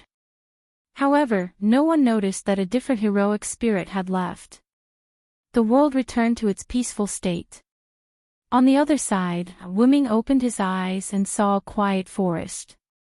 It was night now, and the forest was silent. It was so quiet that it was terrifying. That old man is really unreliable. Wuming complained and began his adventure in the new world. Or rather, he had embarked on the path to saving the world. Chapter 99. Wuming thought and walked in a random direction. After a while, Wuming saw a small town through the forest. As the name implied, the town was not large. It was the kind of town that could be seen at a glance. Moreover, Wuming also found a lot of magical power in the center of the town. Obviously there was a small spiritual vein. Although it was not a lot for Wuming, it was likely to be a gathering place for a human family. Enchantments. Wuming clearly sensed that there were multiple enchantments in this town. Interesting. Wuming kept smiling and walked toward the seemingly ordinary town. Just when Wuming walked to the edge of the town, a huge magical power erupted. A large amount of black mud, starting from the center of the town, continued to rotate and expand, like a storm of death, slowly sweeping the town. Wu-Ming sensed that the magicians in the town were basically dead in this storm of death. At the same time, the barrier was also broken. At that moment, a strange power covered Wu-Ming. Wu-Ming looked in a certain direction with some surprise. Contract. Wu-Ming frowned, then began to move quickly in the air. Several lune runes representing suppression appeared, and with a lot of magical power from Wu-Ming, a large number of lune runes instantly covered the storm of death. In an instant, the black mud was suppressed and formed a black sphere. Black hole. As the spell was chanted, a hole similar to a black hole in the universe appeared, instantly sucking the black mud sphere and crushing it. Black hole was a new skill that Wu-Ming learned from the uninscribed book when he left Nasarick. Because the uninscribed book was a magic book in Yggdrasil, World Tree. Although it was spread to the other world where Nazarick's underground tomb was located at that time, it also included Yggdrasil, World Tree, magic. No, it should be said that the magic of that other world and Yggdrasil's magic were the same system, so they could be used together. After all, the magic of Yggdrasil, World Tree, could be casually displayed. Wu-Ming preferred to use the magic of Yggdrasil, World Tree, or rather, magic. But lune magic had an extraordinary effect at certain times, just like the lune rune combination used to suppress the black mud. Although Yggdrasil's magic was convenient, it was a game after all. Although there was the concept of seal, there was relatively little about this kind of magic. Moreover, this kind of seal represented invincibility and couldn't be attacked in the game. Wu-Ming's purpose was to destroy the black mud. Naturally, it was impossible to use Yggdrasil's seal skill. That was also the drawback of Yggdrasil's transformation into reality. Seeing that the people who fled in panic had settled down, Wu-Ming used rune magic to cast a diversion magic that could make pedestrians ignore his line of sight. Then, when the police set up obstacles to block him, he walked into the inverted semicircular hole destroyed by the black mud. Because Wu-Ming was just contracted by someone. Moreover, Wu-Ming felt the essence of the mysterious power, which was the wish-granting machine in the hand of his main body, the Holy Grail. After passing through a forest, Wu-Ming saw a broken cabin on the edge of the big hole. There was also a little girl of 5 or 6 years old in the cabin. Wu-Ming frowned a little. First, because his master was such a young child. Although he didn't know why he was contracted, it was too cruel to let such a young child participate in the Holy Grail War. Second, because Wu-Ming saw that the little girl didn't have a smile on her face. No, it should be expressionless, like a puppet. I hope she's not a sacrifice of some magician family, Wu-Ming thought to himself. At that moment, half of the cabin had been destroyed. Even if Wu-Ming's clairvoyant skill was useless, Wu-Ming knew that the cabin could collapse in an instant. At that moment, a little boy who looked to be about 11 or 12 years old ran over from the forest, but the little boy's mind seemed to be still immersed in the big hole in front of him that had a large piece dug out. Perhaps it was because of Wu-Ming, the guy in strange clothes. The little boy quickly looked at Wu-Ming. Gotcha. However, at that moment, the cabin seemed to have reached its limit. With a gotcha, it began to collapse. The little boy also saw the little girl in the cabin, but because he was focused on Wu-Ming just now, the little boy didn't react in time. At that moment, the cabin had begun to collapse. Danger! The little boy yelled and ran to the cabin. But the little boy's speed was still too slow, and there was no time for him to run over. High-order transmission. At that moment, with a spell, Wu-Ming instantly appeared beside the little girl. The little girl seemed to have just reacted. She tilted her head and unconsciously opened her mouth as she stared blankly at Wu-Ming. Wu-Ming instantly picked up the little girl, chanted the spell again, and appeared in the same place. At that moment, the cabin completely collapsed, and the little boy who was running to the cabin also stopped. Is this magic? The little boy said with some surprise. Wuming glanced at the little boy with a smile, then smiled at the little girl in his arms and said, "Are you okay, master?" The little girl looked at Wuming with some doubts. She didn't seem to understand the word master. Then she shook her head and said, "Other than my mother, this is the first time someone hugged me." Wuming smiled. Even if the little girl was a victim of the magician family, she was a pure child who was not contaminated by the magician. "So, how about this hug?" Wuming asked the little girl with a gentle smile. The little girl grabbed Wuming's clothes, rubbed it, and said after a while, "It's very warm." Wuming's smile was even brighter, touched the little girl's head, and said, "So, how about sleeping for a while?" Wuming began to release his sacred aura. The little girl looked at Wuming, nodded her head, lay in Wuming's arms, and began to sleep. From the perspective of the little boy next to him, the big brother in front of him was exuding a faint golden halo, and the little boy was also affected by this halo. At this moment, he felt sleepy. Wuming's caster-level skill, Sacred Aura A, was not simply the ability to bewitch people, he also had this similar effect to warm the atmosphere, make people sleepy, act as a heat source, dispel evil, repair, and other similar effects. At this moment, Wuming was using the warm effect to make people sleepy, and the golden halo was because Wuming didn't deliberately hide it. After all, the little boy in front of him knew magic, and he also saw a series of miraculous actions, so there was no need to hide it at all. For the sake of the little boy who knew how to help others, Wuming had a good impression of him. At this moment, an uncle who was about 30 years old rushed to the little boy at an unimaginable speed, grabbed him, and then began to retreat at a speed that ordinary people couldn't reach. However, that was a speed that ordinary people couldn't reach. It was simply a joke for a servant, a heroic spirit's clone. In prison, Wuming used a very common restriction magic in Yggdrasil. He easily froze the uncle's body. "Then, can you explain to me what's going on? This is Mr. Magician." Chapter 100. The man in his 30s in front of Wuming swallowed his saliva and broke out in cold sweat. He understood what the creature in front of him was, and he also understood how destructive and unpredictable the creature in front of him was. Not to mention whether his origin bomb could affect it, but if it didn't, it would be troublesome. His own life was not important. What was important was the child in his hand, his adopted son. If something happened to him, he would not forgive himself. "So, sir, can you tell me where you are going with this child? I won't allow anyone to kidnap a child in front of me," Wuming said gently. Wait, Kiritsugu is not a bad person." The little boy who was grabbed by Chia-si, who was already immobilized, said weakly. No matter what, the little boy also knew the existence of magic. For the situation that happened at this moment, the little boy was not very worried. After hearing the little boy's words, Wuming instantly understood. The man who was immobilized by him should be with the little boy.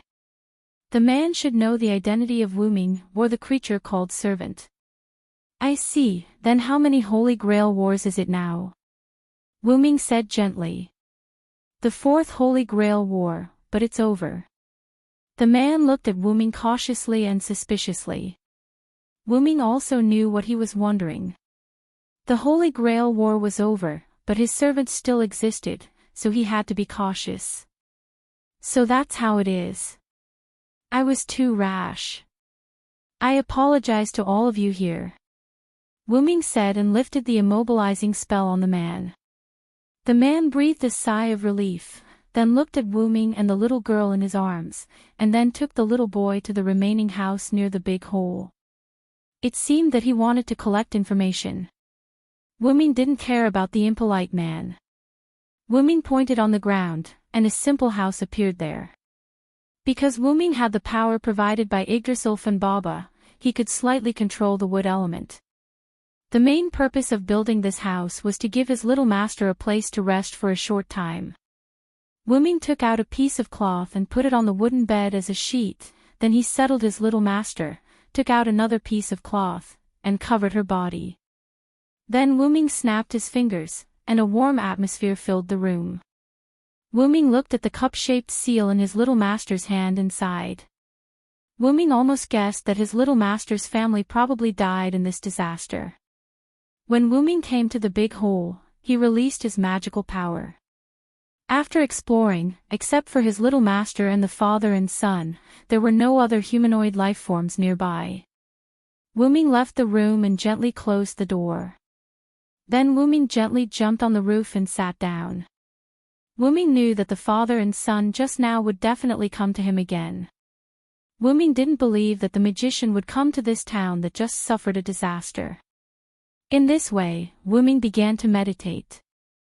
On the other side, Amiya Kiritsugu and Shiro Amiya, the father and son Wuming met just now.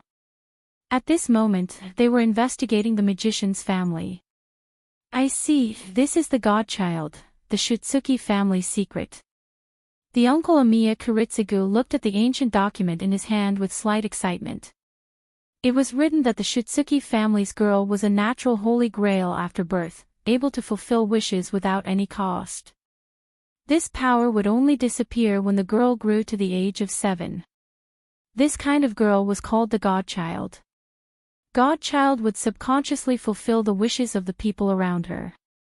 In order to not let the children of the Shutsuki family be overwhelmed by these wishes, every time a girl of the Shutsuki family was born, the Shutsuki family would set up a barrier for the godchild. In the barrier, no one except the mother could enter. Godchild would stay in the barrier until she was 7 years old. After that, the godchild's power would disappear. Only then would she be allowed to come out of the barrier. In this case, the girl would explain the disappearance of 7 years on the grounds of treating a disease or being adopted by a relative. Kiritsugu, it says here, this generation's godchild, if the wish machine wants to fulfill the wish of saving the world, her soul will be imprisoned by the world forever. Shiro Amiya was a little surprised. After all, the soul would be imprisoned by the world forever. He really couldn't imagine how painful it would be. Ah, yes. Amiya Kiritsugu held his head and said, we know the way to save the world, but we didn't use the godchild's method, and we couldn't even find the godchild. Shiro Amiya looked at Amiya Kiritsugu with some surprise, as if wondering why he could say such a thing. Yes. Amiya Kiritsugu raised his head and looked at Shiro Amiya as if he had found a target. Shiro, the little girl next to the servant must be the godchild. Shiro Amiya was puzzled. Kiritsugu, what do you mean? Find it, negotiate with it, and first find out what its real name is. Amiya Kiritsugu stood up and walked out of the room. Shiro Amiya also put down the book and quickly ran out. Remember, Shiro, the servant is a degraded version of the heroic spirit. Every heroic spirit was once a hero. The so-called hero is the kind of guy who has no feelings of ordinary people. They are all tools of heroic beliefs. Except for the command curse, nothing can control them. Kiritsugu looked at the wooden house that appeared out of thin air and continued to say to Shiro Amiya, from the series of actions just now, it can be seen that he is the kind of servant with the order attribute who will not kill for no reason. Generally, as long as you don't touch their taboo, you will be fine. Shiro Amiya looked at Amiya Kiritsugu, looked at his somewhat scary eyes, and nodded. Wuming opened his eyes and looked at the father and son who came to this side and smiled. Then, Wuming, Amiya Kiritsugu, and Shiro Amiya exchanged names. Then, Wuming learned about the situation of his master from Amiya Kiritsugu. Oh, godchild. Wuming thought. Amiya Kiritsugu and Shiro Amiya stood opposite Wuming. Yes, in order to protect the last orphan of the Shutsuki family, we want to protect her. Even if you are a servant and have been instilled with the knowledge of this era, you can't better protect her in human society. How about we cooperate? Amiya Kiritsugu looked at Wuming with a blank expression. Wuming laughed. I'm sorry, I didn't mean to laugh at you.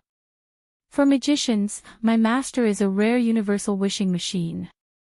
I really can't think of anyone who wants to protect her. Then, Wuming looked at Amiya Kiritsugu, who was still calm, and Shiro Amiya, who was looking at Amiya Kuritsugu with a worried face, and said, "Well, then I accept your protection. I hope you don't let me lose hope, Amiya Kuritsugu-san." Wuming stretched out his hand and expressed a happy cooperation. "Ah, happy working with you, Wumian." Chapter 101. Later, Wuming hugged the sleeping Shutsuki Meiyu and followed Amiya Kuritsugu and Shiro Amiya to Amiya Kuritsugu's residence in the city's winter wood. Late at night, a car stopped in front of a house. Wuming hugged the sleeping Meiyu and got out of the car. After Amiya Kuritsugu and Shiro Amiya got out of the car, Amiya Kuritsugu carried the few remaining books found in the Shutsuki family and told Shiro Amiya, "Shiro, go and prepare a room for Mr. Wuming and Shutsuki Meiyu." Shutsuki Meiyu was the name written on the record found by Amiya Kuritsugu in the collapsed cabin. There was no doubt that it was the name of the little girl in Wuming's arms. "I don't need it." Wuming stopped Shiro Amiya, who was about to prepare a room, and continued, "Help me prepare a room for my little master." "I don't need it." Shiro Amiya looked at Amiya Kuritsugu and then nodded, "I understand. Then I will go in first, Mr. Amiya." After that, regardless of Amiya Kuritsugu's opinion, he walked in with Meiyu in his arms. Amiya Kuritsugu didn't care about Wuming's behavior. In his opinion, servants were tools. He didn't need to be good to them. He just needed not to provoke them. Because the Amiya family had a lot of bedrooms, and the house was relatively empty, Shiro Amiya could move in after a simple cleaning. Wuming followed Shiro Amiya to a room. There was nothing on the clean tatami, except for the quilt. "Because I didn't know that someone was going to move in, there is no other furniture except for the quilt." Wuming looked at Shiro Amiya in front of him, who looked very restrained, and said with a smile, "Thank you, and it's okay. You can go do your work." Wuming went into the room and closed the door. Wei Gongshi stared blankly at the closed door. Servants aren't as bad as Cut made them out to be. Wei Gongshiro mumbled to himself as he left. Wuming waved his hand, and the room was suddenly filled with a sacred feeling. Wuming put Meiyu on the bed and covered Meiyu with a quilt. After casting a warm lune rune for Meiyu, Wuming's spirit form disappeared. On the roof, Wuming appeared and sat on the beam. He looked at Amiya Kuritsugu, who was moving books, and Shiro Amiya, who was helping Amiya Kuritsugu. Wuming turned his gaze and looked at the bright moonlight in the sky. He began to organize the information he got.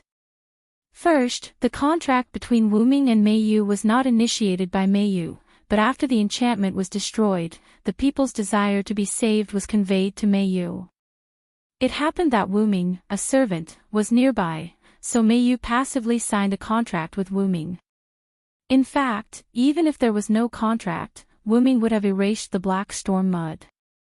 Not only because Wuming promised Gemwing Zelik that he would do his best to save the world, but also because of Wuming's own will. As a former human, Wuming didn't want to see a disaster happen. If possible, Wuming would still help humans. And Wuming didn't play any word games. Whether it was to protect the world, or save the world, Wuming would do it. Second, the Fourth Holy Grail War in this world ended not long ago. According to Amiya Kuritsugu, the Fourth Holy Grail War had ended almost 5 years ago. Amiya Kuritsugu was not a participant in the Fourth Holy Grail War, but Amiya Kuritsugu was a good friend of one of the masters. According to Amiya Kuritsugu, 2 of the 3 masters who held the Holy Grail War had died, including his good friend. At the end of the Fourth Holy Grail War, the Winterwood, which was located at the place where the Holy Grail War was held, suffered a large-scale destruction. Shiro Amiya was Amiya Kuritsugu's adopted son in that war. Moreover, this world had been prophesied that humans would eventually be destroyed. Destruction, will it be because of this world? Is my little master the human who has many connections with the heroic spirits? Wuming thought. After thinking for a moment, Wuming shook his head, and his spirit form disappeared. Just like that, Wuming's first night in this world passed. The next morning, before dawn, the people of Winterwood City were still asleep. Wu-Ming appeared in the courtyard in his spirit form and stretched. Sure enough, the body that is used to sleep is not adapted to the body in spirit form. That's right, Wu-Ming was not dead after all, he was a different kind of heroic spirit. In addition, Wu-Ming had lived a normal human life in France. In other words, every night, Wu-Ming would go to bed and sleep. Although Wu-Ming could not sleep as a servant, it was a bit difficult for a servant who was used to sleeping. Therefore, Wu-Ming directly removed his spirit form. Let's go and prepare Master's toiletries first. She probably hasn't woken up yet. With that, Wu-Ming walked out of the Amiya mansion. A moment later, Wu-Ming came back with a series of toiletries for young girls. Wu-Ming walked to the door of the room that Shiro Amiya prepared for Meiyu and stopped. It seems that children of this age can't take care of themselves. As he said that, Wu-Ming walked in another direction. A moment later, Wu-Ming came back with a basin of hot water and a wet towel. Knock knock. Wu-Ming knocked on the door, then pushed the door open and walked in. In this room full of sacred atmosphere, Meiyu sat on the bed, the lower half of her body covered with a quilt. Because Meiyu fell asleep after meeting Wu-Ming, Meiyu's clothes were still the same as before. It was a gorgeous dress similar to a witch's costume, and Meiyu had a flower-shaped hair ornament on her head. Masked. Looking at that expressionless face and cold red eyes, Wu-Ming felt a tinge of heartache. Meiyu, why are you awake so early?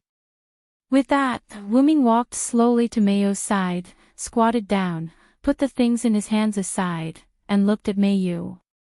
Children shouldn't wake up so early, you need to sleep well. Wu-Ming patted Meiyu's head. Meiyu's face showed a hint of confusion, as if she was wondering why he patted her head. I couldn't sleep, so I woke up, Meiyu said after a while. Wu-Ming smiled sweetly at Meiyu. Is that so, then let's wash up. Then, with Wu-Ming's help, Meiyu successfully finished washing up. Then, Wu-Ming brought Meiyu to the edge outside. Meiyu, sit here for a while, I'll prepare food for you. Meiyu looked at the edge made of wooden planks, then looked at Wu-Ming and nodded. Meiyu hugged a cloth ball and sat down steadily. Wu-Ming then started to go to the Amiya family's kitchen. But at this moment, Wu-Ming stopped and looked back at Meiyu. Wu-Ming found that Meiyu was just sitting there in a daze. Wu-Ming frowned, and then a loon rune appeared in the air, and a few cute little fairies appeared beside Wu-Ming. This was a loon magic to summon a familiar. Then, the little fairies flew to Meiyu's side. Meiyu looked at the little fairies in surprise, then looked at Wu-Ming. In response, Wu-Ming only smiled. Then, he left the room and went to the kitchen. Seeing Wu-Ming's back disappear around the corner, Meiyu turned her gaze and looked curiously at the cute little fairies, and the corner of her mouth curved up slightly. Chapter 102. Well then, let me see what ingredients the Amiya family has. After that, Wu-Ming didn't find anything. After all, it was a place where he didn't come often, so it was easy for the ingredients to go bad. After that, Wu-Ming didn't say anything and directly used the space door and walked in. After a while, Wu-Ming came out with a series of ingredients. As for how to pay, Wu-Ming said that he had some gold coins in his dragoness that weren't very useful. Just as Wu-Ming was preparing food in the kitchen, Shiro Amiya walked in with a yawn. Hey! Mr. Wu-Ming. Shiro seemed to be at a loss at the moment. He really didn't expect that the legendary heroic spirit would actually cook in person. Are you scared by me, Shiro Amiya? Wu-Ming didn't turn his head and said in a gentle tone. No. I didn't expect Mr. Wu-Ming to cook in person. Shiro Amiya said with some embarrassment. Wu-Ming put the cooked food on the plate and said, Don't look at me like this, I'm also a teacher, and teachers are omnipotent. I see, is Mr. Wu-Ming a teacher? Who did Mr. Wu-Ming teach? Shiro Amiya asked curiously. Wuming turned his head and looked at Shiro Amiya. And Shiro Amiya seemed to be aware of his own behavior. Inquiring about heroic spirits was equivalent to inquiring about their weaknesses. For those who became heroic spirits, their own death was sublimated by the legends and thus became a weakness.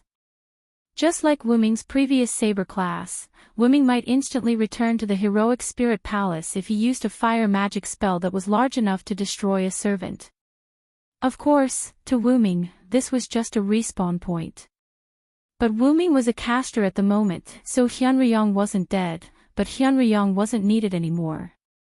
Perhaps only a weapon that contained a large amount of human power would be able to harm Wuming. "I'm the great sage who taught the hero king," Wuming joked as he walked towards the door with a plate of food. Before he left, he added, "By the way, I left some ingredients for you and Mr. Amiya. You can use them directly." Shiro Amiya looked at Wuming's back as he left, and then looked at the ingredients on the stove. "Mr. Wuming is not as difficult to get along with as Kiritsugu said." With that, Shiro Amiya began to prepare breakfast. On the other side, Wuming came to the edge and saw Mayu, who was sitting on the edge and playing with the elf. It was rare for Mayu to have a smile on her face. "Mayu!" Wuming shouted at Mayu. Mayu turned her head and looked at him with a puzzled face, and the smile on her face was gone. Sure enough, it will take a while for Mayu to grow into a normal child. "Mayu, come and taste the food I made." Wuming put a plate of exquisite food in front of Mayu. It was a plate of golden omelette rice. As a person who doesn't cook, it was basically impossible to make such a plate of omelette rice, whether it was color or fragrance. However, this was a world full of mysteries. Well, Wuming used magic and added his own sacred aura to this plate of omelette rice, so it looked like it was glowing. Looking at Mayu looking at the plate of omelette rice but not eating, Wuming sighed. "Do you need me to feed you?" Wuming asked gently. Mayu thought for a moment and nodded. Wuming smiled helplessly and then picked up the plate of omelette rice. Wuming picked up the spoon and cut a hole in the egg skin of the omelette rice. The rice inside the egg skin instantly broke out, showing the golden rice grains. The rice grains were mixed with ham and vegetables, showing a different kind of beauty. Mayu looked at this scene, her eyes slightly widened. It can't be helped, who told this guy to deliberately use magic as an auxiliary means to make it? Wuming scooped up a small spoonful of golden rice with meat and vegetables, gently blew on it, and handed it to Mayu. Mayu looked at Wuming, then looked at the spoon in front of her, and finally gently opened her mouth and ate the spoonful of rice. The moment the rice entered her mouth, Wuming could see some ripples in Mayu's eyes. Wuming smiled. Mayu slowly chewed the food in her mouth, and Wuming patiently waited. After a moment, Mayu swallowed the food in her mouth and said, "Delicious." Looking at Mayu's "I still want to eat" expression, Wuming's smile became more brilliant. "Eat more if it's delicious." "Okay." Just like this, Wuming slowly fed Mayu the omelette rice spoon by spoon, and Mayu ate the food on the spoon that Wuming handed over. This meal took about half an hour. As for whether the omelette rice would get cold, Wuming said that the rice blessed by his skill would not get cold. Finally, Wuming put down the plate and spoon in his hand, and looked at Mayu who was still savoring the aftertaste. Coincidentally, there was a grain of rice hanging on the corner of Mayu's mouth. Wuming reached out to remove the grain of rice, but just as Wuming used a finger to pick up the rice, Mayu opened her mouth and ate the grain of rice. Wuming smiled awkwardly. Because, at this moment, his finger was still in Mayu's mouth. After pulling his finger out of Mayu's mouth, Wuming awkwardly looked at the finger that was covered with Mayu's saliva. "Wash it off." "Isn't that disdaining Mayu for being dirty?" "Don't wash it off." "Then why do I keep this finger covered with saliva?" At this moment, Shiro Amiya came out from the corner. "Mr. Wuming, I prepared some miso soup for you and Shuoyu." Shiro Amiya put 2 bowls of soup in front of Wuming and Mayu. Thank you very much. Wuming politely said, and then began to drink. Meiyu looked at Wuming pick up the miso soup, and also picked it up. After Wuming finished drinking, he put down the bowl and commented, "Not bad, you really are a good seedling to be the court's husband." Shiro Amiya smiled awkwardly. After all, it was a joke, not a serious one. It's not as good as the previous egg dumpling rice. Meiyu suddenly said. Is that so? I'm sorry, I'll work harder next time. Shiro Amiya was a little embarrassed. After the two finished drinking, Shiro Amiya packed up the cutlery including Wuming's egg dumpling rice and left. You can't be so rude, Meiyu.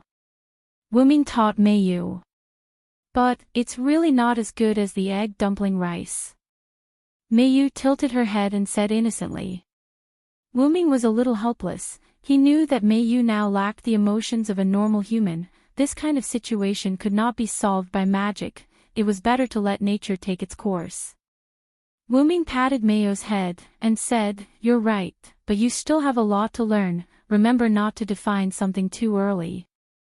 I know, big brother. Meiyu nodded. At this time, Wuming just remembered that he did not tell Meiyu his name. After all, the two just met last night, after which Meiyu fell asleep, and did not wake up until this morning. At this moment, Meiyu, who did not cry or make a fuss, was considered very good among her peers. I'm sorry, it's my negligence not to tell you my name. My name is Wuming. Wuming. My name is Shitsuki Meiyu. Nice to meet you. Nice to meet you. Nice trip. Chapter 103. After breakfast, Wuming was going to take Meiyu out to buy some clothes. At the door, Amiya Kiritsugu came out of the house. Where are you going to take it? This seemed to be a very plain sentence, but Wuming heard another meaning. It was as if Wuming wanted to take away Amiya Kiritsugu's water bag in the desert. I'm going to take my master to buy some clothes. Mr. Amiya, are you interested in coming together? Wuming said with a gentle smile. For some reason, Wuming always smiled when he was Hyunryong. Wuming would fake a smile to those who didn't need it, but Wuming would smile from the bottom of his heart to those who needed it. Amiya Kiritsugu didn't speak. After a while, he said, "Can you let Shiro go with us? Shiro hasn't bought new clothes for a long time." Wuming didn't make any objection to this, but looked deeply at Amiya Kiritsugu. Then Wuming said, "Of course, I like children very much." A moment later, Shiro Amiya was called out by Amiya Kiritsugu. "Shiro, you follow them. Buy whatever clothes you want. You haven't bought new clothes for a long time." Amiya Kiritsugu said and handed some money to Shiro Amiya. Shiro Amiya took the money and followed Wuming and Meiyu. After all, Wei Gongshi was wearing a new set of clothes that he had just bought. After Wuming left with Shitsuki Meiyu and Shiro Amiya, Amiya Kiritsugu lit a cigarette. Amiya Kiritsugu exhaled a long smoke. Hero King. Hyunryong. Amiya Kiritsugu couldn't help but think of the words Shiro Amiya said when he sent him food. Mr. Wuming just said that he is the Hero King's teacher. Kiritsugu, do you know the Hero King? Amiya Kiritsugu quickly finished a cigarette. If it's really you, then it's really bad. After all, in the mythology, the reason why Hyunryong came to Europe to teach the Hero King was because Hyunryong liked humans very much. And Wuming to Shitsuki Meiyu, who was a human and his master, would not allow Amiya Kiritsugu's wish. Suddenly, Amiya Kiritsugu knelt on the ground, covered his mouth with his hand, and coughed a few times. A few drops of red blood dripped to the ground.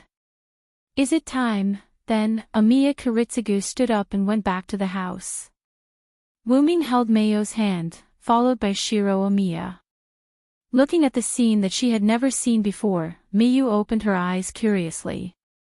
Wuming specially studied the magic barrier of the Shitsuki family for Meiyu.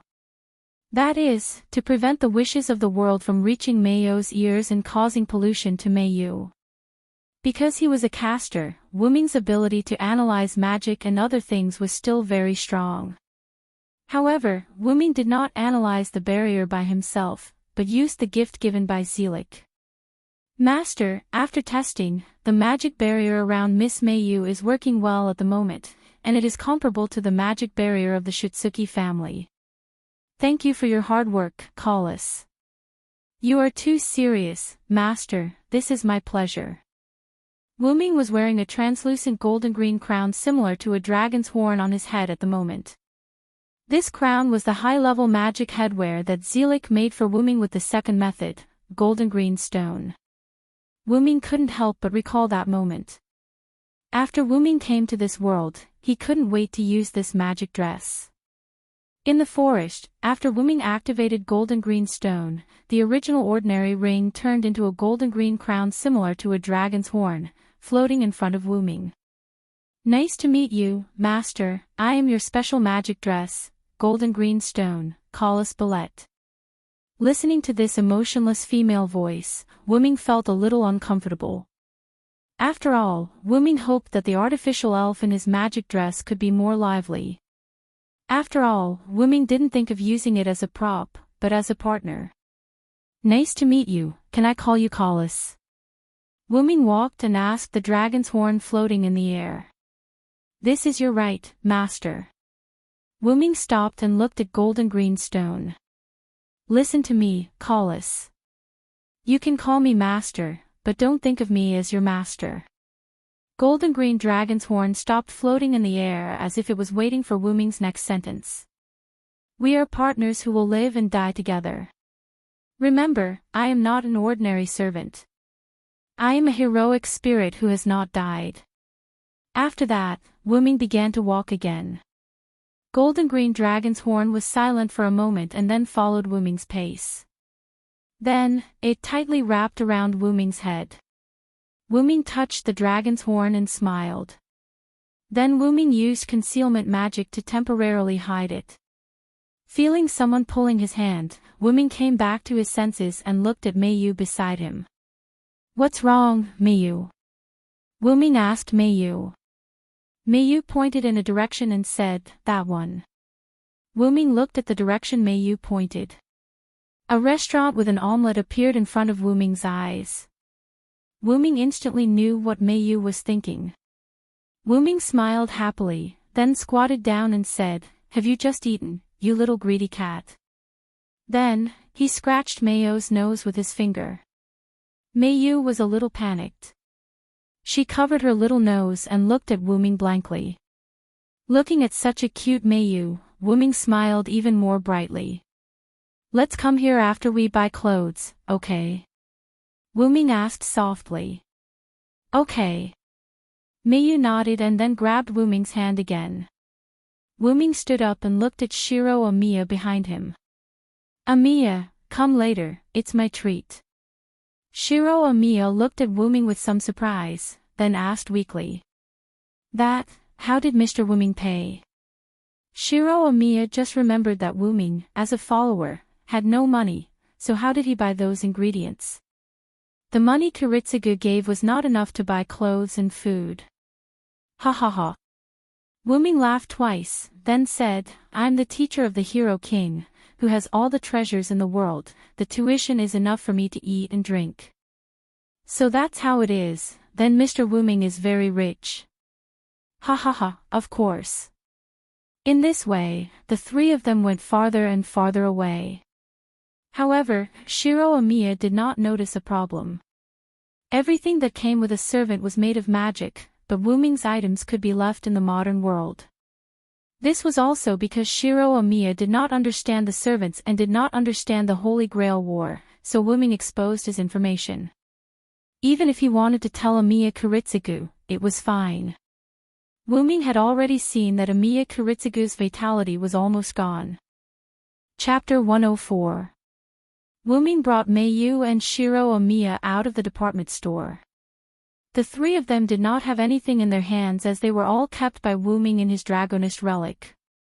Wuming brought Meiyu and Shiro Amiya to the restaurant that they came across earlier.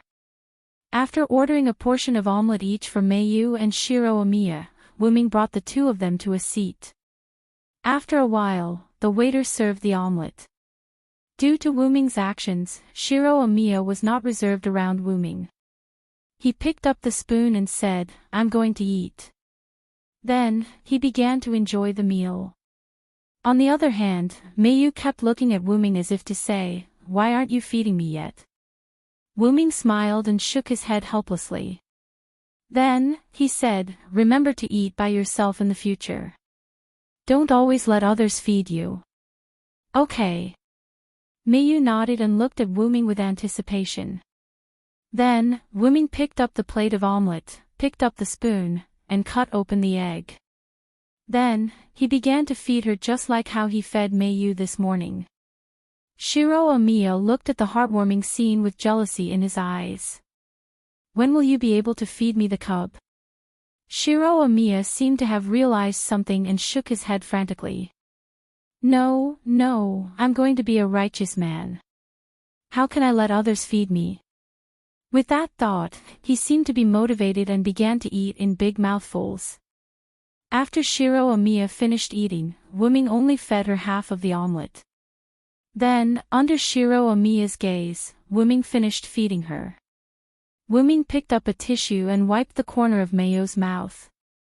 Then, he said, "Okay, let's go." "Okay," Meiyu said calmly. Then, she added, "This omelette isn't good. It's not as good as yours." Wuming looked at Meiyu, who wanted to say something. "But, it's very warm." Wuming was silent.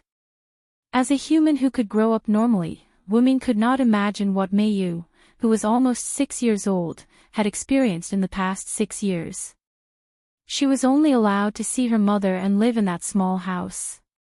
She was not allowed to read books or understand the outside world. She was not allowed to have feelings for anyone. She was not allowed to do anything. Although this was for the good of Meiyu and the other divine children, it was still a little too cruel. After a while, Wuming picked up Meiyu. "Meiyu, maybe you don't understand now, but you have to remember that your name is Meiyu. You are no longer Shuoyu. You don't need to bear any responsibility of the Shitsuki family anymore. Because, I am here." After saying this, Wuming's aura suddenly changed, as if a god had descended. Meiyu, who was picked up by Wuming, opened her big red eyes and looked at Wuming. At this moment, Meiyu's eyes were slightly moist. Moreover, Meiyu seemed to feel the feelings conveyed by Wuming. Then, Meiyu lay in Wuming's arms, closed her eyes, and fell asleep. Before Meiyu fell asleep, Wuming vaguely heard a sentence, "Thank you." Wuming suppressed his aura, and then Wuming cast a mute magic on Meiyu, and said to Shiro Amiya, "Let's go, Shiro Amiya." "Yes. Yes." Shiro Amiya looked at Wuming with some surprise. Now, Shiro Amiya knew why his adoptive father, Amiya Kiritsugu, was so afraid of followers. Soon, Wuming carried the sleeping Meiyu, followed by Shiro Amiya, and the three people returned to the Amiya mansion. After Wuming settled Meiyu, he followed Shiro Amiya to see Amiya Kiritsugu. "As long as I am here, Meiyu will not become the Great Holy Grail." After leaving this sentence, Wuming left. Shiro Amiya looked at the gloomy face of Amiya Kiritsugu, and didn't know what to do. Amiya Kiritsugu's face was gloomy. He should have thought that if it was really that Hyunryong, whether it was out of love for humans, or because Meiyu was his master, Wuming would protect Meiyu. Then, Amiya Kiritsugu spat out a mouthful of blood, and sat on the ground. "Kiritsugu." Shiro Amiya quickly ran to Amiya Kiritsugu's side and helped him up. At this moment, Amiya Kiritsugu's face was even more aged. "Hey! Dad! What's wrong with you?" Shiro Amiya said anxiously. Amiya Kiritsugu shook his head. He knew that his body couldn't take it anymore. He spat out blood because he had finally found a way to save the world, but he was stopped by an invincible person. Shiro, you must remember our wish. Shiro Amiya looked at the current Amiya Kiritsugu and nodded heavily. On the other side, Wuming returned to Meiyo's room. Looking at the still sleeping Meiyu, Wuming smiled with relief. Wuming was now even more convinced of what he had said. I'm here. I will definitely protect you, Meiyu. As if hearing Wuming's voice, Meiyu slowly opened her eyes. Then, Meiyu got up in an instant and threw herself into Wuming's arms, just like a newborn bird throwing itself into its parents' arms. Wuming hugged Meiyu, and then Wuming found that Meiyo's eyes had turned golden at this moment. Just like himself. Wuming's hair and eyes turned golden because of the high-density divinity brought by his caster rank, Qianryong. Meiyo's original eyes were undoubtedly red, but at this moment, they became the same as Wuming's. Is it the Holy Grail's ability to grant wishes? Wuming thought of Meiyu as the Holy Grail, who had the ability to passively grant other people's wishes before the age of 7. Although Wuming had used the emerald to simulate the Shitsuki family's magic barrier, someone as strong as Wuming could still penetrate the magic barrier and convey wishes to Meiyu at a very close distance. It turned out to be the case. Is this the reason why I said I'm here? After all, the Holy Grail was not omnipotent. It could only choose the most appropriate way to grant wishes at present. Perhaps for the judgment of the Holy Grail system, for Meiyu, letting Meiyu become Wuming's family and be protected by Wuming was the most ideal idea of no need to bear the responsibility of the Shitsuki family. No wonder Meiyu was so tired that she fell asleep. It turned out that the Holy Grail played a role in fulfilling Wuming's wish, which led to Meiyo's exhaustion. Well, this is not bad. Then, you are my sister. Please take care of me, Meiyu. With that, Wuming put one of his hands that was holding Meiyu on Meiyo's head and touched it. Well, please take care of me, brother. In this way, the person who Shitsuki Meiyu died, the so-called Meiyu who was Wuming's sister was born, and a new life began. Chapter 105. In the afternoon, a golden-haired, golden-eyed young man walked on the streets of Winterwood City with a smile on his face. Some of the more powerful people in Winterwood City looked at Wuming with shock and relief when they saw Wuming. From time to time, he would stop at a gourmet shop to buy some delicious food. In the end, the young man would always visit the food market. When he walked to a familiar shop, the young man had just reached the door when an uncle who was the store manager walked out and shouted, "Yo, Amiya, you're here to sell food again." Wuming looked at the store manager who greeted him and smiled. "Yes, I have to make my cute sister's favorite omelette rice." As expected, the meat in your shop is still the freshest. The uncle laughed. Ha ha ha, of course. I've been running this shop in Winterwood City for more than 10 years. The freshness of the meat is one of the best. At this time, the store manager of the next shop suddenly appeared. Humph. If you want to talk about the quality of the ingredients, you have to look for my shop. Although the meat in my shop is slightly inferior, the vegetables in my shop are the freshest in Winterwood City. You old man. Are you trying to make trouble for me? You're the one who's trying to make trouble for Brother Amiya. It's obvious that Brother Amiya wants to cook for his beloved sister. You actually sold your stale vegetables to Brother Amiya while I was busy and closed the shop. I think you're provoking me.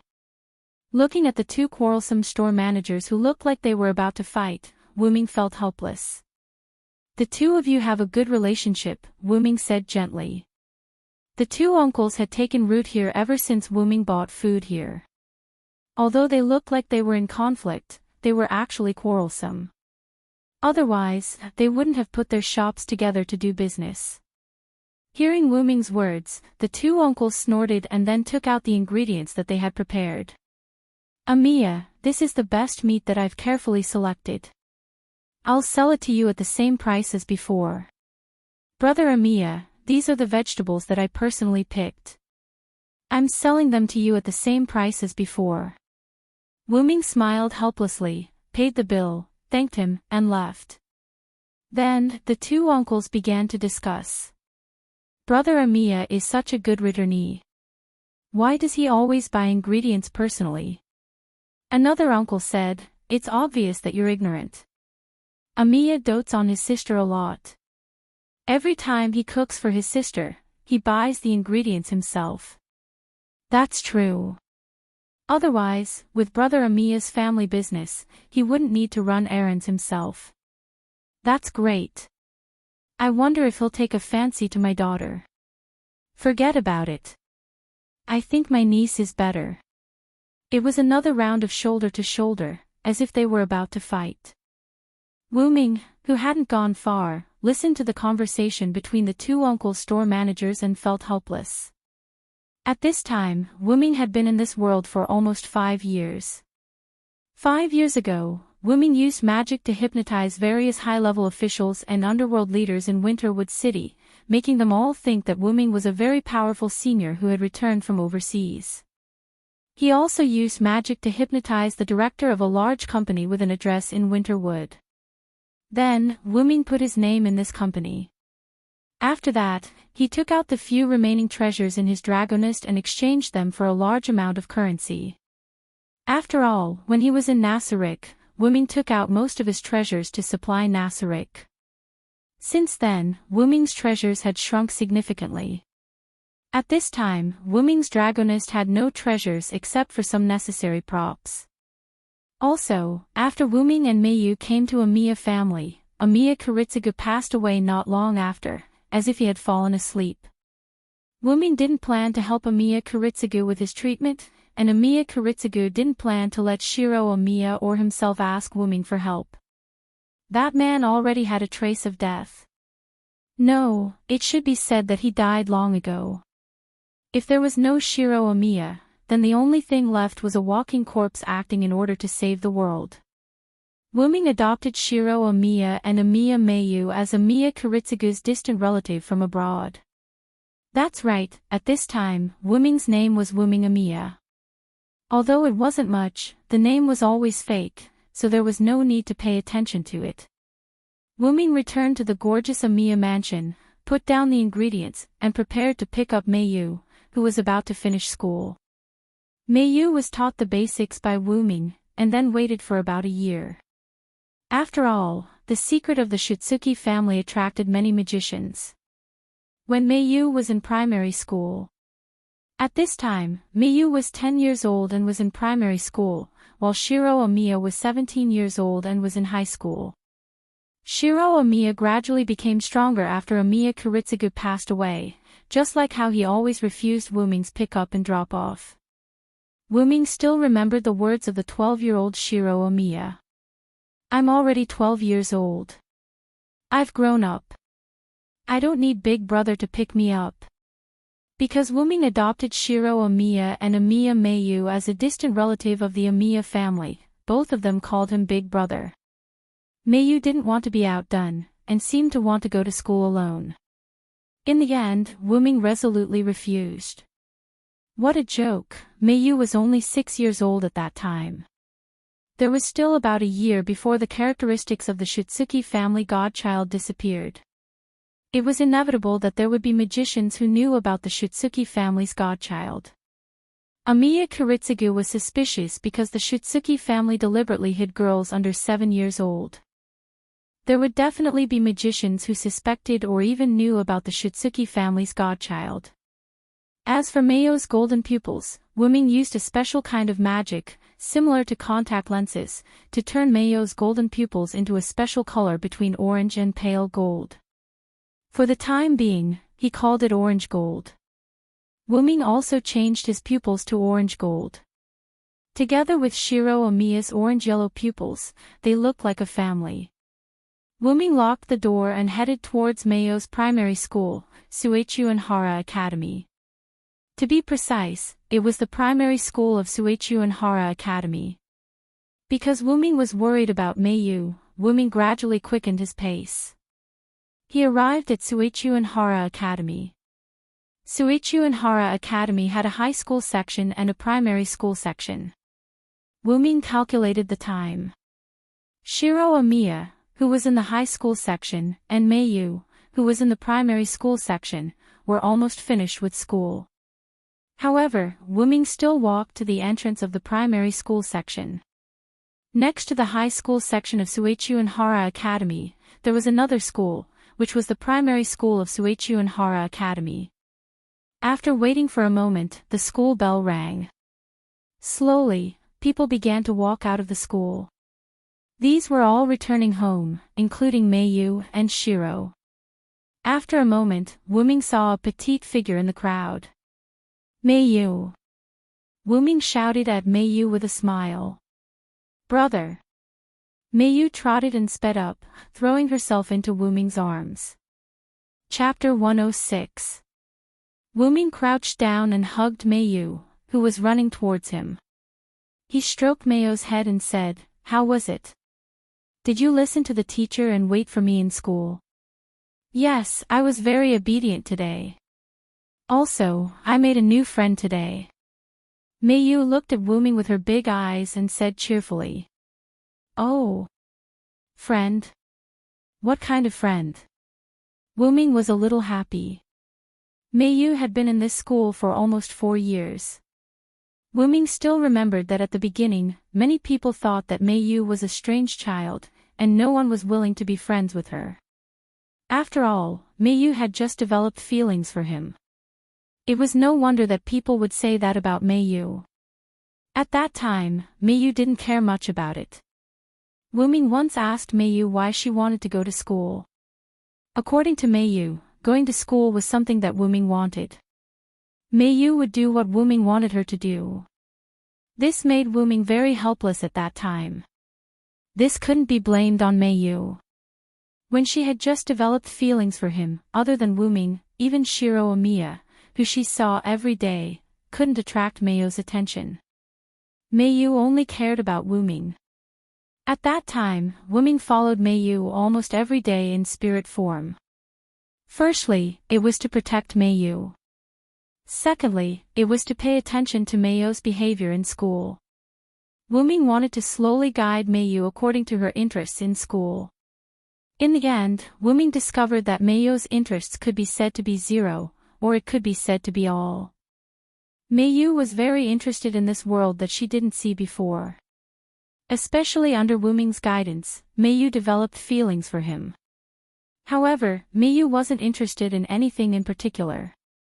Moreover, Wuming was called to the office more than once by the head teacher because of Meiyu's lack of feelings in school. Wuming had no choice but to use the reason that Meiyu had been in a car accident and suffered severe brain damage to dispel the doubts of the teachers.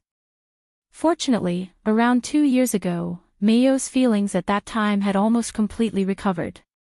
Other than her cold voice and introverted personality, she was basically the same as an ordinary person. From then on, Meiyu began to gradually make friends. Every time Meiyu made a friend, she would confide in him. Wuming would also listen patiently and ask Meiyu from time to time. It was the same this time. "She's behind. Let me introduce her to you," Meiyu asked with a red face. "And I also want to meet Meiyu's new friend." Wuming looked in the direction that Meiyu pointed. A little girl with golden curly hair and a ponytail was hiding in a corner. Her small head was poking out to look at Wuming and Meiyu. "Erica, over here." Meiyu waved at the little girl with golden curly hair and a ponytail. The little girl named Erica heard Meiyu's call and walked over awkwardly. "Brother, this is Erica, Erica Ainsworth," Meiyu said to Wuming. Wuming looked at Erica with an expressionless face. Erica also looked at Wuming with a strange smile. "Is that so? You're Erica. I'm Meiyu's brother. My name is Amiya Wuming. Nice to meet you." "Nice to meet you." However, after Erica finished speaking, her mouth changed as if she said something, but Meiyu didn't see it. Wuming's expression didn't change. He said to Meiyu, "We have something to do today." I'm really sorry. Erica, we'll leave first. With that, Wu-ming pulled Mei-yu out of the Suichuan primary school. Erica didn't move from her spot. A moment later, a teenager wearing the Suichuan primary school uniform came over. Erica, are you sure it's him? Is that so? Then let's go. With that, the teenager left with Erica. Wu-ming held Mei-yu's hand and walked on the road. Mei-yu asked with some concern, "Brother, what's wrong? Why are you in such a hurry to leave?" Wu-ming held Mei-yu's hand and said while walking, "Mei-yu, when did you meet that Erica?"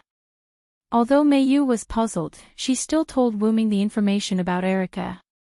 "When I was eating lunch this afternoon, Erica suddenly ran to me and said that she admired me and wanted to be friends with me. The strange thing is, I've never seen Erica in school. Maybe she's a new student." Wu-ming was relieved. This new year, Wu-ming felt more than once that someone was watching him, and there were more than once magicians who attacked the Amiya mansion.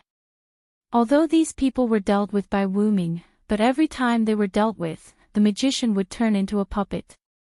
With Wu-ming's eyes, he could naturally see that this was the most basic magic of magicians, replacement magic. This was a high-level method of replacing a person's personality with a puppet. The only one who could use this kind of magic was one of the three families of the Yu family, the House of Einstein Barons. Wu-ming didn't know whether the other party was Einstein Barons or not, and didn't know why the other party didn't take the initiative to come, but this didn't affect Wu-ming's fear. Wu-ming secretly gave Mei-yu the emerald stone in order to prevent Mei-yu from being harmed during school, and also set up a large number of teleportation magic on Mei-yu. If there were any accidents, Wu-ming would be able to teleport over in an instant. Moreover, in the past 5 years, Wu-ming had transformed the emerald stone into a noble relic. Emerald stone, colossus beryl, chrysoberyl, level, C+ type, human noble relic distance, 050 maximum capture, 100 people. It was a magic attire specially made by the second mage, Keshua Zelrich Subian Augustus. It was a magic attire with artificial spirits. Normally, it would be used as a head ornament, but it could borrow the magic of a parallel world to perform detection, scanning, analysis, simulation, disguise, transformation, warning, defense, and a series of other types of high-level magic attire. After becoming a noble artifact, its performance became even more perfect. However, because it was a magic attire, its level could only reach C rank. Colossus' intelligence was quite high. Wu-ming asked Colossus to take care of Mei-yu. After much reluctance, Colossus followed Wu-ming's arrangement and hid on Mei-yu's body, becoming an accessory on her school bag. As for the Erica he met today, Wu-ming could feel that she was a living god-level character. At that time, the words Erica mouthed were Qianryong. This made Wu-ming shocked. This meant that the other party already knew his identity. Looking at how fearless she was, she probably had a way to deal with him. Wu-ming was puzzled as to how he was exposed. Since then, after knowing that there was a hidden enemy, Shiro Amiya's memory of him had been erased by Wu-ming. Of course, this was under the condition that Shiro Amiya was willing to do it. Mei-yu, our peaceful days are coming to an end. Mei-yu was stunned. Wu-ming could feel that Mei-yu's hand was trembling. Do you mean that I'm going to be separated from brother? Mei-yu said to Wu-ming with a gloomy face. Of course not. I said that as long as I'm here, you don't have to bear the responsibility of the Shitsuki family. Wu-ming looked at Mei-yu seriously. Mei-yu nodded seriously. Then, the two of them walked towards the Amiya mansion. Chapter 107. After returning home, Wu-ming activated his magic workshop in the Amiya mansion. The golden staff of the 7 snakes floated in the middle of the magic workshop. The entire Amiya mansion had been completely transformed by Wu-ming into his own temple, the Hyunryong Temple of Worship. Shiro Amiya had also returned to the Amiya mansion. As soon as he entered the door, Shiro Amiya shouted, "Brother! Mei-yu!" Wu-ming appeared and looked at Shiro Amiya. "What do you know, Shiro?" Wu-ming asked. Shiro Amiya gave the letter he received in school to Wu-ming. Wu-ming opened it. "Dear Hyunryong, your concealment methods are indeed brilliant, making the House of Einstein Barons search for nearly 5 years before we found the Holy Grail container. Next, the House of Einstein Barons will start the Holy Grail War, in order to fight for the Great Holy Grail. Shutsuki Meiyu, please look forward to it." Wu-ming finished reading the letter and looked at Shiro Amiya. "Shiro, who gave you this letter?" Shiro Amiya was a little embarrassed, but he still said, "It was my good friend in school, Yulin Shu, who gave it to me." Wu-ming finally understood why Shiro Amiya was so unbearable. A good friend who had been with him for a few years suddenly turned against him. This made Shiro Amiya, who was not a magician, feel a little overwhelmed. It seems that Yulin Shu is a fake name. The other party is very likely from the House of Einstein Barons. "Big brother, are you talking about the destroyed Einsbalen, one of the 3U families?" Because of Wu-ming's teaching from time to time, Shiro Amiya could be regarded as a first-class magician at this moment. However, Shiro Amiya was talented in swordsmanship and projection magic. According to Wu-ming's suggestion, Shiro Amiya could practice projection magic more. Any basic magic should not be ignored, just like the House of Einstein Barons replacement magic. Wu-ming often used advanced item creation to create some items or weapons he had seen before for Shiro Amiya to analyze their composition and practice projection magic. Also, Wu-ming taught Shiro Amiya basic swordsmanship, but he did not teach him anything else. In Wu-ming's view, Shiro Amiya's talent in swordsmanship was far above projection magic. Wu-ming could only guide his path, not teach him. Shiro Amiya was a little sad, then said, "What the hell is going on? Didn't Mayo's ability disappear? Why did the Holy Grail War happen, brother?" Because of Wu-ming, Shiro Amiya understood the rules and requirements of the Holy Grail War very early. "This is the fate of the Shutsuki family," Wu-ming said seriously. Wu-ming once visited the Holy Church in Winterwood City. A priest named Yen Fengili confessed everything to Wu-ming. The godchild of the Shutsuki family was artificially created 400 years ago for the purpose of the Holy Grail War. The godchild of the Shutsuki family was used as a vessel to create the Holy Grail War. By sacrificing the souls of the servants, the Holy Grail War was created. In the Fourth Holy Grail War, 2 of the 3 families who organized the Holy Grail War were killed, and the remaining family also suffered a great loss. They might not even be able to maintain their status in the magic world, so the Holy Grail War was never held again. The Holy Grail War was to use cards with the servants' power to turn the masters into servants. 7 servants would fight each other, and the wish would be fulfilled on the last day. This is a war sooner or later. I'm going to the clock tower in England. You and Meiyu stay here. Don't go anywhere. Don't leave this house. This is already my magic workshop. Even assassin can't sneak in, and berserker can't come in. I know. I'll participate in the Holy Grail War and protect Meiyu. Shiro Amiya said solemnly. Wu-ming flicked Shiro's head. Let's not talk about whether you have a card or not. I'm here. You don't need to worry about the Holy Grail War. Shiro Amiya covered his forehead with a pained expression. Wu-ming thought for a moment and took out some defensive items from his dragonist. He told Shiro Amiya how to use it, and Wu-ming created a celestial lock. This is a celestial lock. Look at the other party's fearless face. I'm afraid that the other party has a divine servant. Take it first, just in case you need it. I know, brother. Shiro Amiya took the celestial lock with a serious face. Wu-ming looked at Meiyu, who had been hiding in the corner from the beginning, and instantly came behind her. Meiyu. Aw dash. Meiyu was obviously shocked and looked at Wu-ming with resentment. Woo. Brother Wu-ming, looking at Meiyu, who was embarrassed because she was caught eavesdropping. Wu Ming smiled. I know you have the ability to bear all this, so I told you about the magic world from the beginning. But I don't want you to learn magic. I also know that you're working hard. You've basically finished reading all the high-level books you want. Wu Ming has always bought a lot of books. At first, it was about the ways of the world and developing feelings. Later, Miyu began to ask for more high-level books, such as anatomy, mechanics, and so on. Wu Ming didn't refuse Miyu. After all, this was what Miyu wanted, not what Wu Ming wanted. Miyu looked at Wu Ming seriously. But I'm also your servant, master, and you're my master. It's natural for me to protect you. Wu Ming picked up Miyu's hand and revealed the hidden command incantation.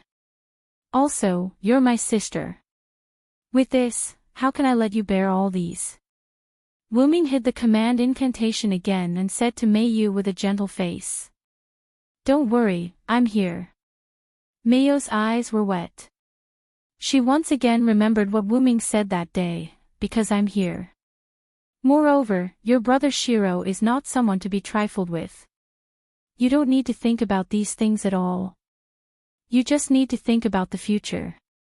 I understand, Brother Wu Ming, I'll stay in my room. Miyu nodded and said in a choked voice. Wu Ming smiled with relief. War Gate. As his voice fell, a dark portal appeared in front of Wu Ming. Wu Ming waved his hand, and a pendant flew out from Miyu's room. The pendant changed in the air and turned into a pair of golden-green dragon horn headwear, and firmly put on Wu Ming's head. At this moment, Wu Ming looked more like a dragon. Shiro, take care of Miyu. Shiro Amiya nodded solemnly. After looking at Miyu, Wu Ming stepped into the portal. Then, the portal disappeared, leaving Shiro Amiya with a serious and uneasy face and Amiya Miyu with a praying face. At this time, Wu Ming appeared in a place he had been before. The familiar corridor, the familiar door. Looking at the familiar door in front of him, Wu Ming knocked on the door. Please come in. Then Wu Ming opened the door and went straight in. Chapter 108. Wu Ming opened the door and went in. What he saw was the same as the other world. In the dim room sat a sturdy old man with red eyes and a short white beard. Kitty Zelik Shabine Augustus. Should I call you Hyunryong or Wu Ming? Zelik said with a smile. Whatever you want. It's my name anyway. I'm here for something, Wu Ming said indifferently, then sat down and poured himself a cup of tea. Zelik from the other world asked you to come, right? You want to ask about the information of this world, right? Zelik asked. Yes, but can you please answer me? How did the humans in this world end up being destroyed? I promised Zelik to save the world if I could, Wu Ming said after taking a sip of tea. The disaster in this world has been solved by me and my other self. Solved. Wu Ming looked at Zelik. Because the other me in the other world sensed a disaster that could affect parallel worlds, the other me began to unite with the other me in the other worlds. This world of mine has already been saved by the me in the other worlds through the second method of uniting. Wu Ming was relieved. After all, Wu Ming also noticed that the magicians in Winterwood City seemed to have received some kind of notice and were no longer so extreme. Then, could it be because of this that the other party is not in a hurry to hold the Holy Grail War? Wu Ming thought. I need more information. Seeing that my other self trusts you so much, I'll reluctantly help you. Zelik looked at the dragon horn hair ornament on Wu Ming's head. After about half an hour, Wu Ming left the room. Because the Zelik of this world knew that Wu Ming would come to this world long ago, when Wu Ming appeared, Zelik found out about Wu Ming's whereabouts through various means. Because Wu Ming lived in Winterwood City for 5 years, Zelik also did some research on Winterwood City. Therefore, Zelik knew a lot of information that Wu Ming did not know. According to Wu Ming's description, Zelik judged that the other party might be the last person of Ainsworth, named Julian Ainsworth. Although the three families of the Yu family suffered heavy casualties in the Holy Grail War, including two families including Ainsworth, Ainsworth's last person, Julian Ainsworth, did not want to face this fact. Therefore, even if he knew that humanity had been saved and the world would not be destroyed, Julian still wanted to continue the Holy Grail War. According to Zelik, Julian's wish might still be to save all of humanity. Because as long as one was human, there would be no future without danger. With danger, there would be progress. Zelik knew about the heroic spirits of the 7 class cards and their users. Although those users had long said that the personalities of some people who had died long ago were replaced with machines on the dolls. Other than that, Zelik did not have any other information. After getting the information, Wu Ming left. Although this world might not be the world that brought danger to other parallel worlds as Zelik said, Wu Ming did not plan to leave. The main reason was because Meiyu had left a deep impression on Wu Ming. Wu Ming could not abandon Meiyu. There was also Shiro Omiya, the magician who had normal human thinking. Because of Wu Ming's influence, Shiro Omiya had long abandoned Omiya Kiritsugu's wrong wish and had his own new and correct wish. Wu Ming opened the portal and returned to the Omiya mansion. As soon as he returned, Wu Ming discovered that there were people fighting in the courtyard of the Omiya mansion. It was a tentacle-like monster and Shiro Omiya who had used a class card. In one of the rooms of the Omiya mansion, there was an injured purple-haired girl who was about the same age as Shiro Omiya. She was lying unconscious on the ground. At that moment, Wu Ming more or less knew what had happened. Wu Ming waved his hand, and an oval lens appeared beside Wu Ming. Wu Ming walked toward the purple-haired girl's room while watching Shiro Omiya and the strange tentacle-like monster fight. The tentacle-like monster was 3 meters tall, and its face seemed to be a skull mask. It looked like the monster was made of tentacles. This is assassin. Wu Ming discovered the monster's true form. That was right. This was the assassin user of the card in the Holy Grail War. He watched as Shiro Omiya held 2 swords in his hands and kept dodging assassins' attacks. From time to time, he would throw flying swords and stab assassins back. On the other hand, the tentacle-like monster formed by assassin was completely unaffected. The huge tentacle-like fist kept bombarding the ground. Some of the marble slabs on the ground in the courtyard were smashed away, and soil was splashed everywhere. The originally beautiful Omiya mansion was now a mess. As if the time was right, Shiro Omiya dodged one of Assassin's attacks and jumped onto Assassin's back. He held a pair of black and white swords in his hands and stabbed toward Assassin's back. In an instant, an explosion occurred inside the tentacle-like monster. Then, there was a heart-wrenching scream. Ah! Shiro Omiya jumped to the side of the wall and looked at Assassin who was curled up. He stretched out his hand and a black bow appeared in Shiro Omiya's hand. Then, Wei Gongshiro projected a slender, spiral-shaped sword. This is the Rainbow Sword. Yes, Wu Ming recognized this sword. This was the famous weapon of Fergus MacRoy in Celtic legend, Caladbolg. Because it was shaped like a spiral, it was also called the Spiral Sword. Because Wu Ming had met Fergus before, he recognized the sword. Although he was a strange guy. At this moment, this rainbow sword was obviously very different from the real rainbow sword. It was too slender, as if it was modified for shooting. Let's call it the fake spiral sword. I see, projection magic, Wu Ming suddenly realized, then said, I'm really worthy of the future you, Shiro. With Wu Ming's eyesight, he could already see the original body of the hero spirit card Shiro Omiya used. If there was no accident, it was the future Shiro Omiya who became a hero spirit after death. Shiro Omiya drew his bow and aimed at the curled-up tentacle ball, but a cherry-colored scarf happened to float by. Shiro Omiya seemed to have thought of something and put down the bow. Wu Ming smiled. Wu-ming once taught Shiro Omiya that once the opponent was determined to be the enemy, don't give the enemy a chance to breathe, unless. Wei Gong Shiro held the pseudo-spiraling sword in a reverse grip, and with the speed of lightning, he fiercely stabbed backwards.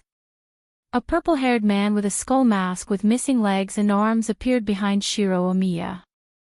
The fake spiral sword steadily stabbed into his abdomen. Why? The purple-haired man asked in shock. You're the one who said it. Your tentacles can move freely after leaving you. Unless, he had absolute confidence in winning. Chapter 109. Shiro Omiya pulled out the pseudo-spiraling blade, and assassin fell to the ground weakly. No. No. I don't want to die. I don't want to. Assassin's card user crawled forward with great difficulty. Shiro Omiya jumped down from the wall, dispelled the bow and sword in his hands, and reformed the twin blades. He walked step by step towards Assassin's card user. If I didn't activate the transfer technique in time, your sister Sakura would probably have the same idea as you, Shiro Omiya said calmly. But Sakura isn't dead. I was only following Master Julian's orders. Assassin's card user seemed to have thought of something, and stopped talking with a face full of disbelief. Ha. Ha ha ha ha ha. What Master Julian? Damn it. Fortunately, Sakura was saved by you. Shiro Omiya, come on, finish me off, finish off a dead person like me. Assassin's card user first laughed, then cried, and then asked Shiro Omiya to finish him off. Wu-ming turned off the X-ray mirror, and walked into the room where the girl called Sakura was. As soon as he entered, Wu-ming smelled the thick scent of blood. Wu-ming took a closer look, and saw that Sakura's chest and back were covered in blood. If he was not mistaken, it was caused by assassin. Could this girl be Shiro's lover? Wu-ming said with interest. After joking, Wu-ming made a few gestures in the air, and a few lune runes that symbolized healing were attached to Sakura's body. With a burst of green light, Sakura's clothes instantly became brand new. If not for the bloodstains, anyone would have thought that she was a sleeping girl. Wu-ming walked out of the room, and gently closed the door. Wu-ming then met Shiro Omiya, who had finished off Assassin. At this moment, Shiro Omiya was still in his heroic spirit state. He wore a red headband on his forehead, and a white cloak fluttered behind him. He wore a black tight shirt and long pants, and the red sleeve on his left arm was tightly pressed against his skin, revealing the muscles that were usually hidden under his clothes. Wei Gong Shiro took out a palm-sized card with a skeleton mask and a dagger drawn on it and handed it to Wu-ming. Big brother, it's just as you said. After I killed Assassin, he turned into a doll. This card is stuck on the doll. Once, a magician attacked Shiro Omiya. After Wu-ming killed him, the magician turned into a mechanical doll. Therefore, Shiro Omiya also knew about the doll. Wu-ming took the card and said to Shiro Omiya, I've healed your lover. Go and take a look. She should be waking up soon. Shiro Omiya blushed a little at Wu-ming's words. He then stopped his heroic spirit state and handed the archer card in his hand to Wu-ming. After saying, thank you, big brother, he quickly ran into Sakura's room. Wu-ming looked at the two cards in his hands and frowned. Although the user of the assassin card was easily defeated by Wei Gong Shiro, that was only because the user of the assassin card wasn't strong. It didn't mean that the card itself was weak. Wu-ming could clearly feel the presence of heroic spirits in these two cards. Especially this assassin card. Wu-ming could feel that there was more than one heroic spirit in it. There were about 19 of them, but each user could only use the power of one heroic spirit. Wu-ming turned on the surveillance camera in the magic workshop and looked at it. After Wu-ming left, Mei-yu and Shiro Omiya stayed in the house and did not go out. However, after a while, a girl came to the Omiya mansion. That girl was Sakura, who was treated by Wu-ming. Shiro Amiya might have known the girl named Sakura, so he brought her to his courtyard. After entering the courtyard, Sakura first cried and threw herself into Shiro Amiya's arms. Then, Sakura took out an archer card. "Senior, this is the strongest card, Archer Hero King Gilgamesh." Wuming noticed what Sakura said. Hero King Gilgamesh. Then, with the heroic spirit that Shiro Amiya transformed from his future, Wuming could speculate that the card was definitely not Gilgamesh's card. Sure enough, Wuming continued to watch. Assassin sneaked in through the process of Shiro Amiya bringing Sakura in. Assassin's appearance was quite strange, even disgusting. The grayish-white skull mask covered the chin and nose, and the mouth opened and closed along with the skull mask. The whites of the eyes were all black like the pupils, and the legs seemed to be fitted with artificial limbs. The inhuman legs were thin and long, making people feel disgusted. The left hand was a thin black arm, and the right hand was completely made up of tentacles. A large number of tentacles were constantly flying in the air. Seeing the enemy, Shiro Amiya quickly put Sakura behind him and projected a sword. Then, Shiro Amiya began to fight against Assassin. Although Shiro Amiya had improved considerably under Wuming's guidance, his opponent was still using a card that contained the power of a heroic spirit. Gradually, Shiro Amiya began to lose ground. Assassin, on the other hand, believed that Shiro Amiya was no longer a threat, so she knocked Shiro Amiya back with a heavy blow. Then, she gave up on dealing with Shiro Amiya and turned to deal with Sakura instead. Through the conversation between Assassin and Sakura, Wuming learned that Assassin had become mentally unstable. Julian ordered Assassin to be killed and brought back to Sakura. "It seems that the power of the heroic spirit in the card will corrode the user," Wuming said calmly. The card user of Assassin seemed to be Sakura's brother, but he had died 5 years ago. Sakura had personally told Shiro Amiya this. Shiro Amiya, who was in a sorry state, got up from the ground. Sakura stood in front of Shiro Amiya. "Senpai, let me protect you this time." Following Sakura's words, the card in her hand began to glow. Then, under Assassin and Shiro Amiya's shocked gazes, the glow covered Sakura. Then, the glow shattered and the card turned gray. Sakura looked at the card in her hand helplessly. Her voice trembled as she spoke. "Why?" Assassin's cruel and disgusting laughter responded to her. "Ha ha ha ha ha, my poor sister. Your card has been swapped by Lord Julian. Lord Julian guessed that you would betray him. Why would Lord Julian give you the real card of the Hero King, Gilgamesh? The card you have is only a fake." Assassin calmed down from her laughter and said to Sakura, "Now, die." Following Assassin's death declaration, Sakura looked in Shiro Amiya's direction in despair. "Senpai, goodbye." Assassin's tentacles condensed and reached for Sakura. Shiro Amiya struggled to get up. He quickly and awkwardly drew a few lines in the air. A few special runes appeared in the air. The moment the tentacle arm touched Sakura, Sakura's body trembled. "Teleport!" Shiro Amiya shouted. Sakura was teleported away in an instant. Assassin was stunned on the spot. "What happened? I think I was going to kill Sakura. Where's Sakura? Where's Sakura? Where's Sakura?" Looking at Assassin who had gone crazy, Shiro Amiya rolled and picked up the discarded card that Sakura dropped when she was teleported away. Wuming turned off the surveillance mirror. What happened next was needless to say. Chapter 110. Wuming walked to Mayo's room, knocked on the door, then opened the door and walked in. "Brother Wuming." Mayu rushed over as if she was afraid and happy. Wuming hugged Mayu and gently patted Mayo's back. "Did you listen to your brother Shiro's words?"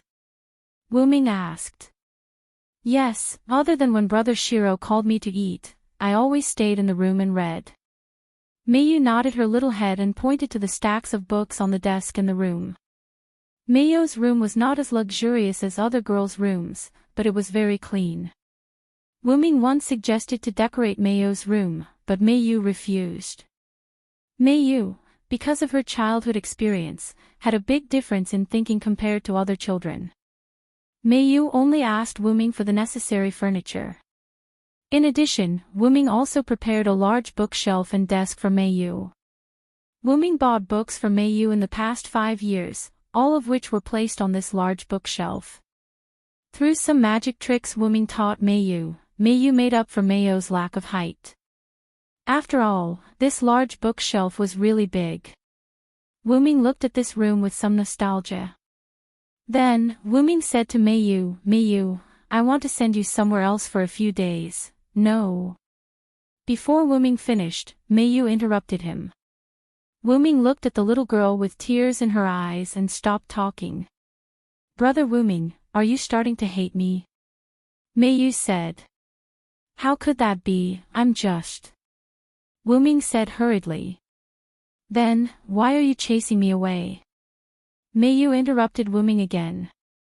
Wuming smiled helplessly. Then, he squatted down and said to Mayu, "Mayu, I want you to go somewhere else for a few days because I'm afraid I can't protect you. Do you understand?" Wuming said this because he felt that the strongest hero king card, Gilgamesh, that Sakura had told Shiro Omiya existed. After all, Assassin, Sakura's brother, had said that the strongest hero king, Gilgamesh's card had long been swapped by Julian, which made Wuming even more certain that Gilgamesh's card existed.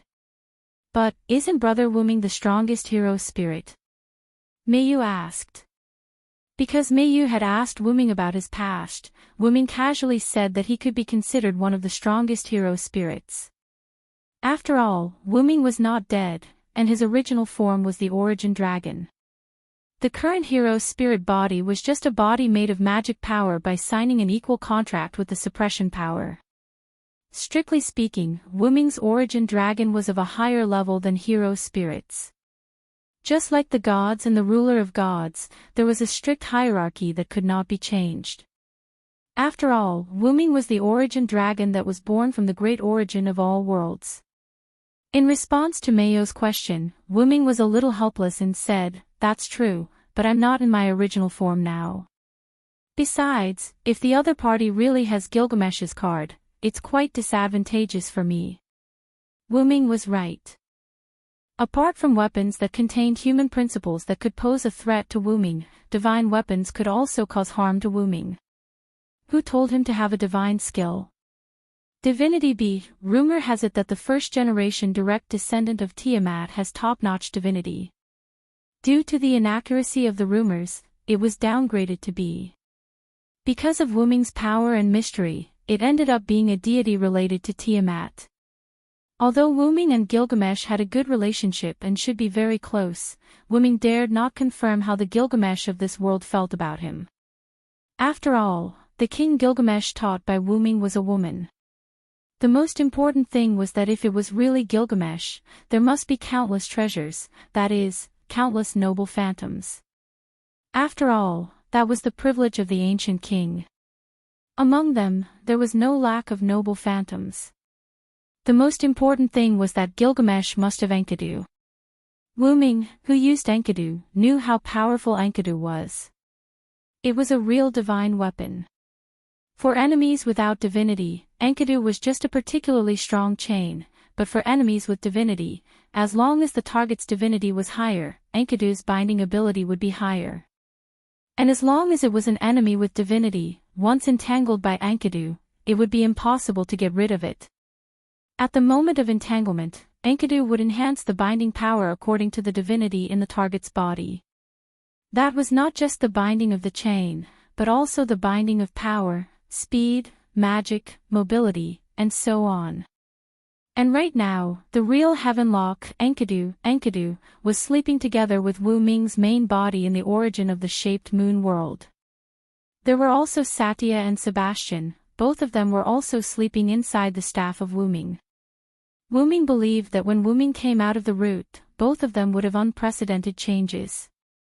Wuming looked at Mayu. After thinking again and again, he sighed. I really don't know what to do with you. Then, Mayu smiled. Well, I like brother Wuming the most.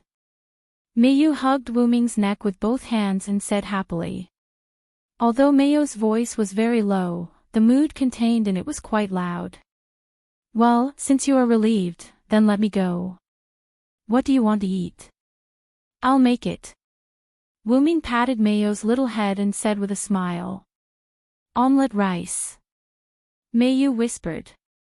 Wuming was taken aback for a moment, then he was relieved. Can't I? Mayu looked at Wuming pitifully. Wuming didn't know whether to laugh or cry. It's not that you can't, but you eat omelette rice almost every day, aren't you tired of it? Mayu quickly shook her little head and said, How can that be? As long as it's brother Wuming's omelette rice, I won't be tired of it for the rest of my life. Wuming stood up, touched Mayu's little head, and said, Then, you go find your big brother Shiro and ask him to come over and help me. Tonight, we can have one more person in our house, maybe we can make red bean rice. One more person. Red bean rice. Mayu, who was still young, couldn't understand the custom of red bean rice. In this regard, Wuming just smiled, It's nothing, just go find him. Remember to be polite when you face that sister, she might be your future sister-in-law. I know. Then, Mayu went to find Shiro Omiya curiously. After all, Mayu was still interested in this sister-in-law's words. Then, I'll start too, delicious dinner. Then, Wuming walked into the kitchen. In a moment, the aroma wafted out of the kitchen and surrounded the Omiya mansion for a long time.